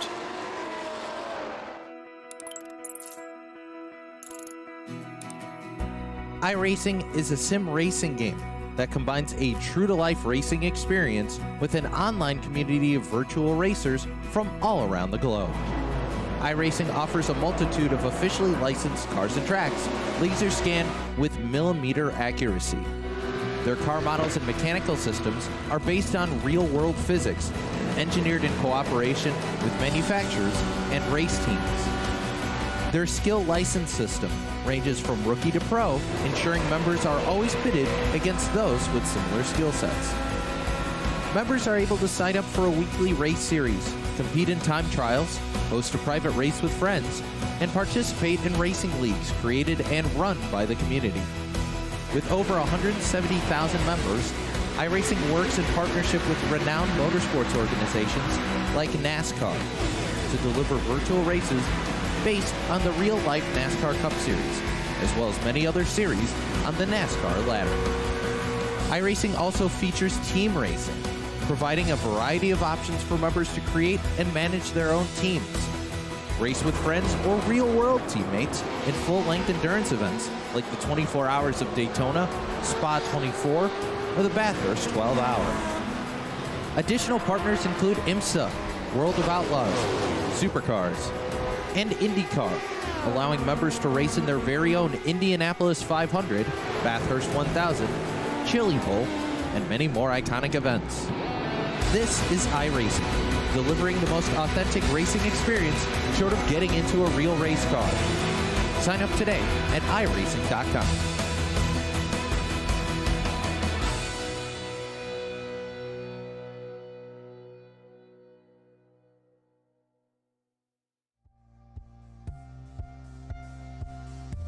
Welcome back to the Red Bull Ring. We saw a hell of a race out here in Austria, and it wound up being Christian Challoner winning it. Now, it says 7 seconds gap, and Leherbier behind him in second, but it was Andrew Waring that was the one that was challenging him for the vast majority of it. Vincent Leherbier wound up second with an unusual strategy that really worked out in his favor, especially the consistency. He was able to keep up. Nick Ottinger, though, recovering in a big way to get back up into third after he had damage on lap 1. Travis Warling managed to get back into fourth after he had an extra drive-through penalty late in the race. It could have been better than that, though, for him. He's probably going to be a bit disappointed despite gaining 9 from where he started. Nathan Dowd was fifth behind him, with Justin Morton going way long on that first stint and only doing a short one at the end to get 6th positions. It's Riley Thompson who was 7th, and Andrew Waring went from 2nd to 8th, sadly. And Tom Abramitis, the third of 4 drivers who were involved in a lap 1 incident, comes home in the 9th position, just unable to recover, unfortunately, from that incident at the beginning of the race. Kurt Crum finishes in the 10th position, taking that away from our driver of the day, Kevin Hill, who finishes in 11th spot, the last driver on the lead lap. Then Jeff Schmeier down in 12th position, and Ozzie Milwane in 13th. Then our retirees. Eric Smith retired late in the race, with Lyndon Swaby retiring about 24 laps into the race, with Carter Kundinger did not make it past lap 1.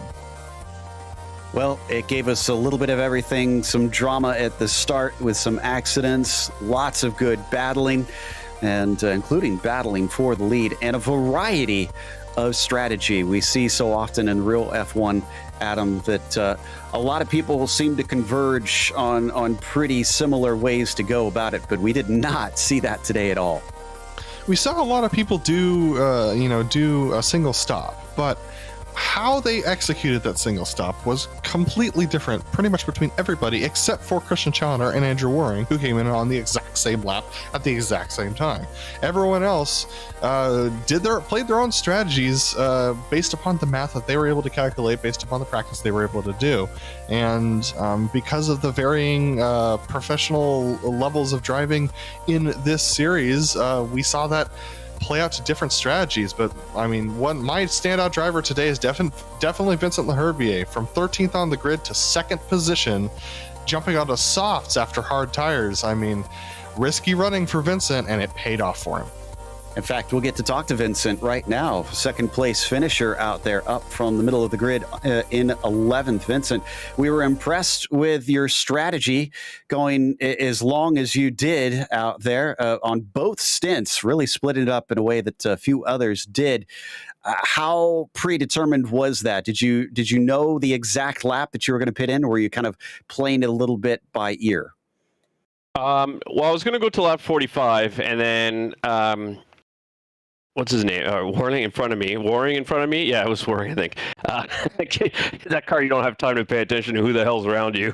I said, you know what, let's pit now, go on the softs, because I knew I was going to go on the softs and try to get an overlap on him, like the undercut, and it didn't work, but at the end, I managed to get around them. They made a couple mistakes there, and just kept pushing through. Obviously, we knew coming in this was going to be a very difficult car to drive, so attrition could have played a factor. Although we didn't lose many cars per se, we did see a number of them make mistakes, and that obviously helped you wind up in this second place. So come those last 10 laps and they start falling into your lap, what was going through your head? Well, it was a lot of it was keep it on the track, because the incidents I was at like 11 or 12, and I was like, hey, keep it on the track, keep your head cool, because this thing's going to bite if you're not careful, and manage the tires, save the tires. And at the end, I finished, I had like 47% on the front, so I could have pushed even a bit more if I wanted to.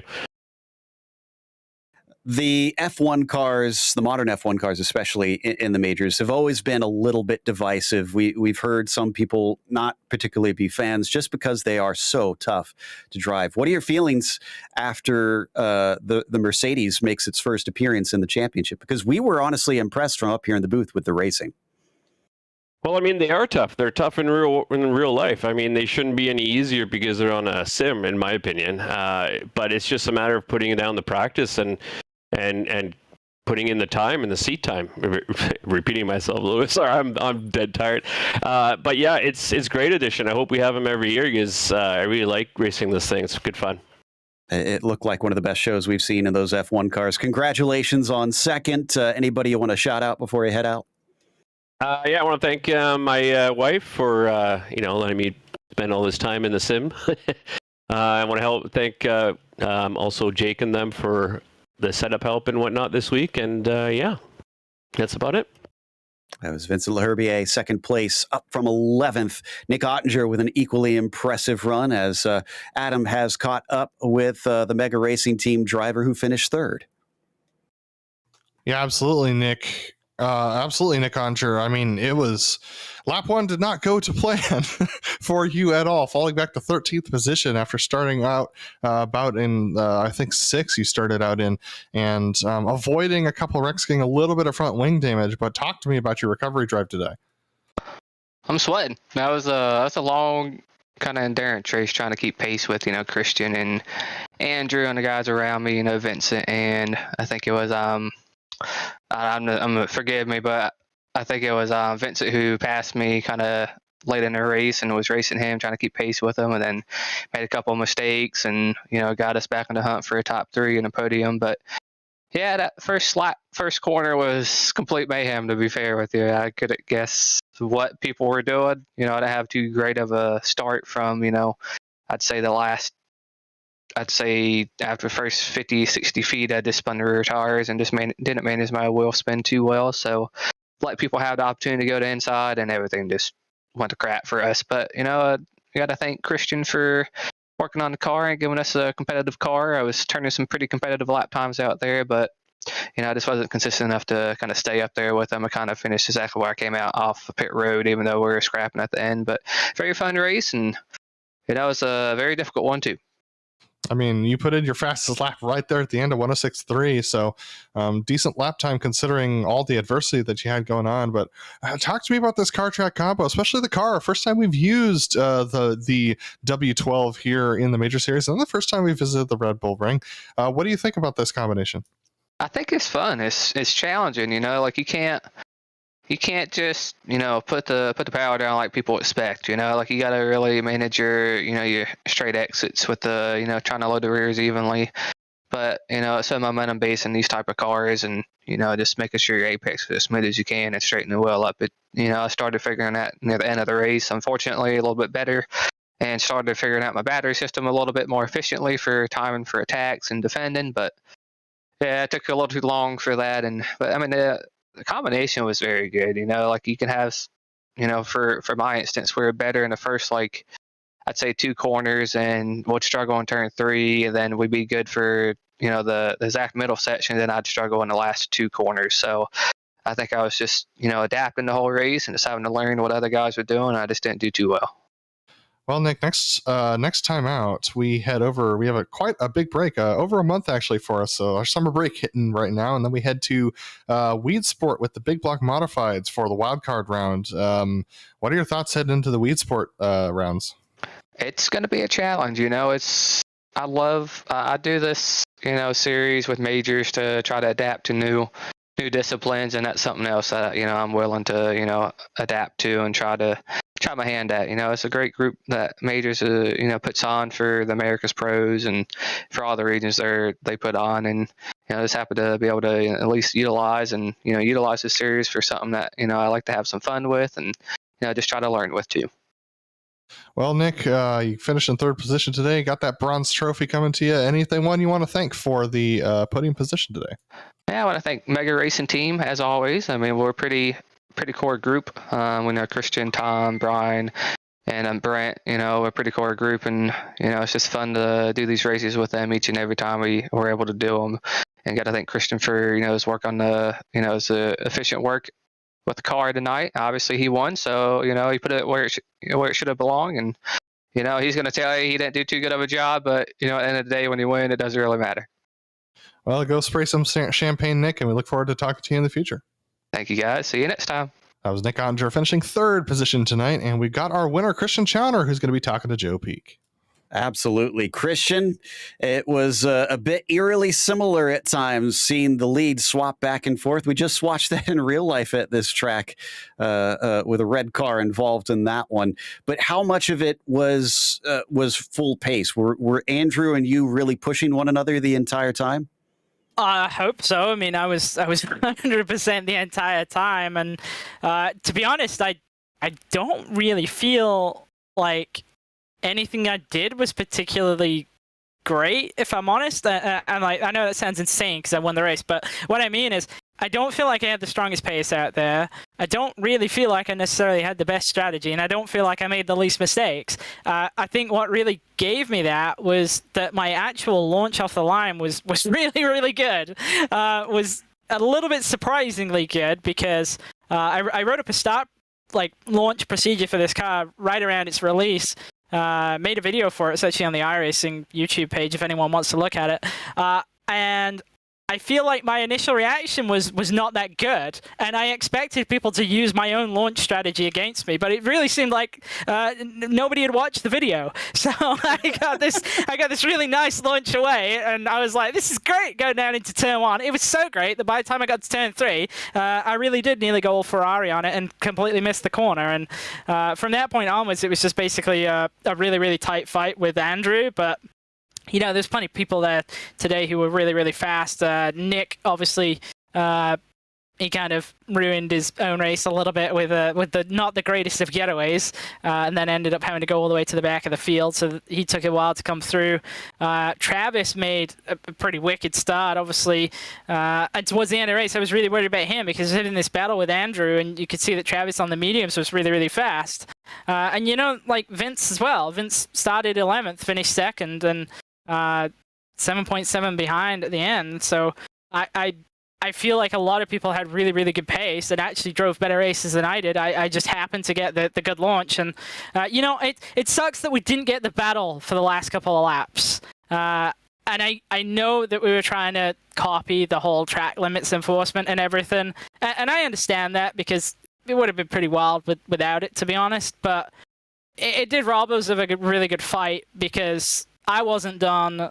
And I know that Andrew wasn't done, so it was a shame. I kind of felt like it was I don't want to say cheated because it wasn't, but anticlimactic. It just kind of wasn't as good as it should have been. Just because I wondered what was going on. I saw him duck to the pit lane. I was like, okay, and then I realized he must have picked up the penalty. And it's such a shame because we'd had probably the best kind of side by side we'd had the whole race, and it kind of been ramping up as we went. Every time it was everybody gave a little bit less and whatnot, and earlier on through the mid part of the lap I'd kind of given it to him when I could have stuck it up the inside, but then that lap I was like, no, I feel like my wing is just enough there to force that, and he gave me the room, and it was just a really, really good fight. It was a massively enjoyable race. I just don't like how it ended because I feel like we lost the battle.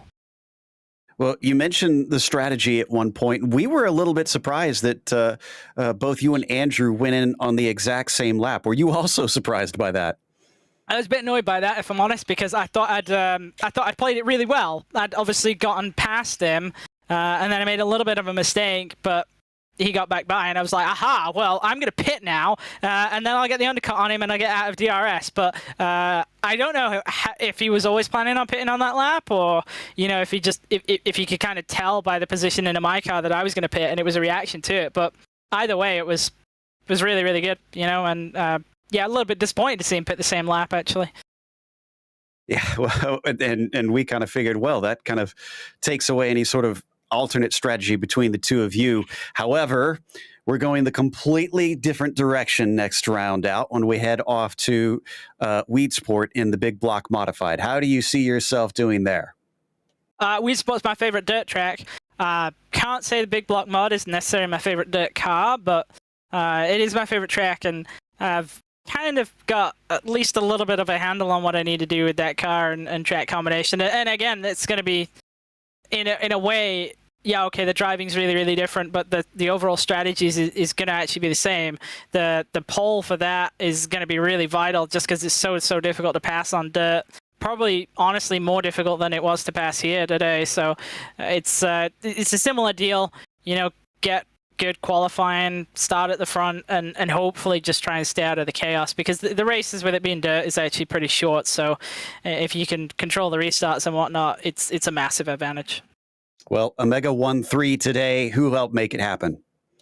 Well, my teammates in the race, really. Nick and Tom were kind of a little bit, short-staffed again this race, kind of like we were the last one, but just different people. Brian not able to get back in time on Saturday to run the minimum laps in qualifying, so he was out. Brent found out on, I think, Thursday or something that he was actually away this weekend, so that wasn't great, and we were down to 3. And it's always a bit risky when it's top 3 in teams score, well, top 3 in your team score points to team's championship, and if a mistake happens or an incident happens, then it's a big loss. But it still obviously went pretty well, I would say. We got a good result with myself and Nick. Nick felt like he could have challenged for second. I really feel like Tom could have challenged for a top 5 as well. Obviously for Tom, it kind of went wrong at the very beginning, but he had a good fight back to a top 10. And with the race splitting, obviously it actually helped us out a bit there, because he didn't go as far back as maybe he could have done if it was a 32 car field. So great points day again for us. I think we hold a pretty sizable lead now, so pretty content with that, because that was really my goal coming into this season. It was a lot less about individual race wins and whatnot, and more about trying to get that team championship. So yeah, big shout out to those guys. Hopefully we'll be back to full strength next time. That was Christian Challenger, your winner here today, his third victory of this season here in 2022. That's going to wrap us up. So before we go, we, of course, want to give a few thank yous, starting with our sponsor, the Majors Garage. Again, check out our special discount code, MajorsGSRC, and click the link in the description below, and you'll get 10% off. And for our charity, Tunnel to Towers Foundation, also have a link in the description below if you want to see how you can help with them. Thanks to the team today, Adam, Ryan, and Dougie. Make sure to check out our social media, our website, and our merchandise store. And we've got links for those. But don't forget to subscribe to our YouTube channel so you don't miss a moment. As we mentioned, the next race is going to be our first dirt race of the season here in the 2022 Majors Weed Sport, Sunday, August 21st at 8 p.m. Eastern. Be sure to check out our other broadcasts listed here. Until next time, race clean, race hard. We'll see you on the track.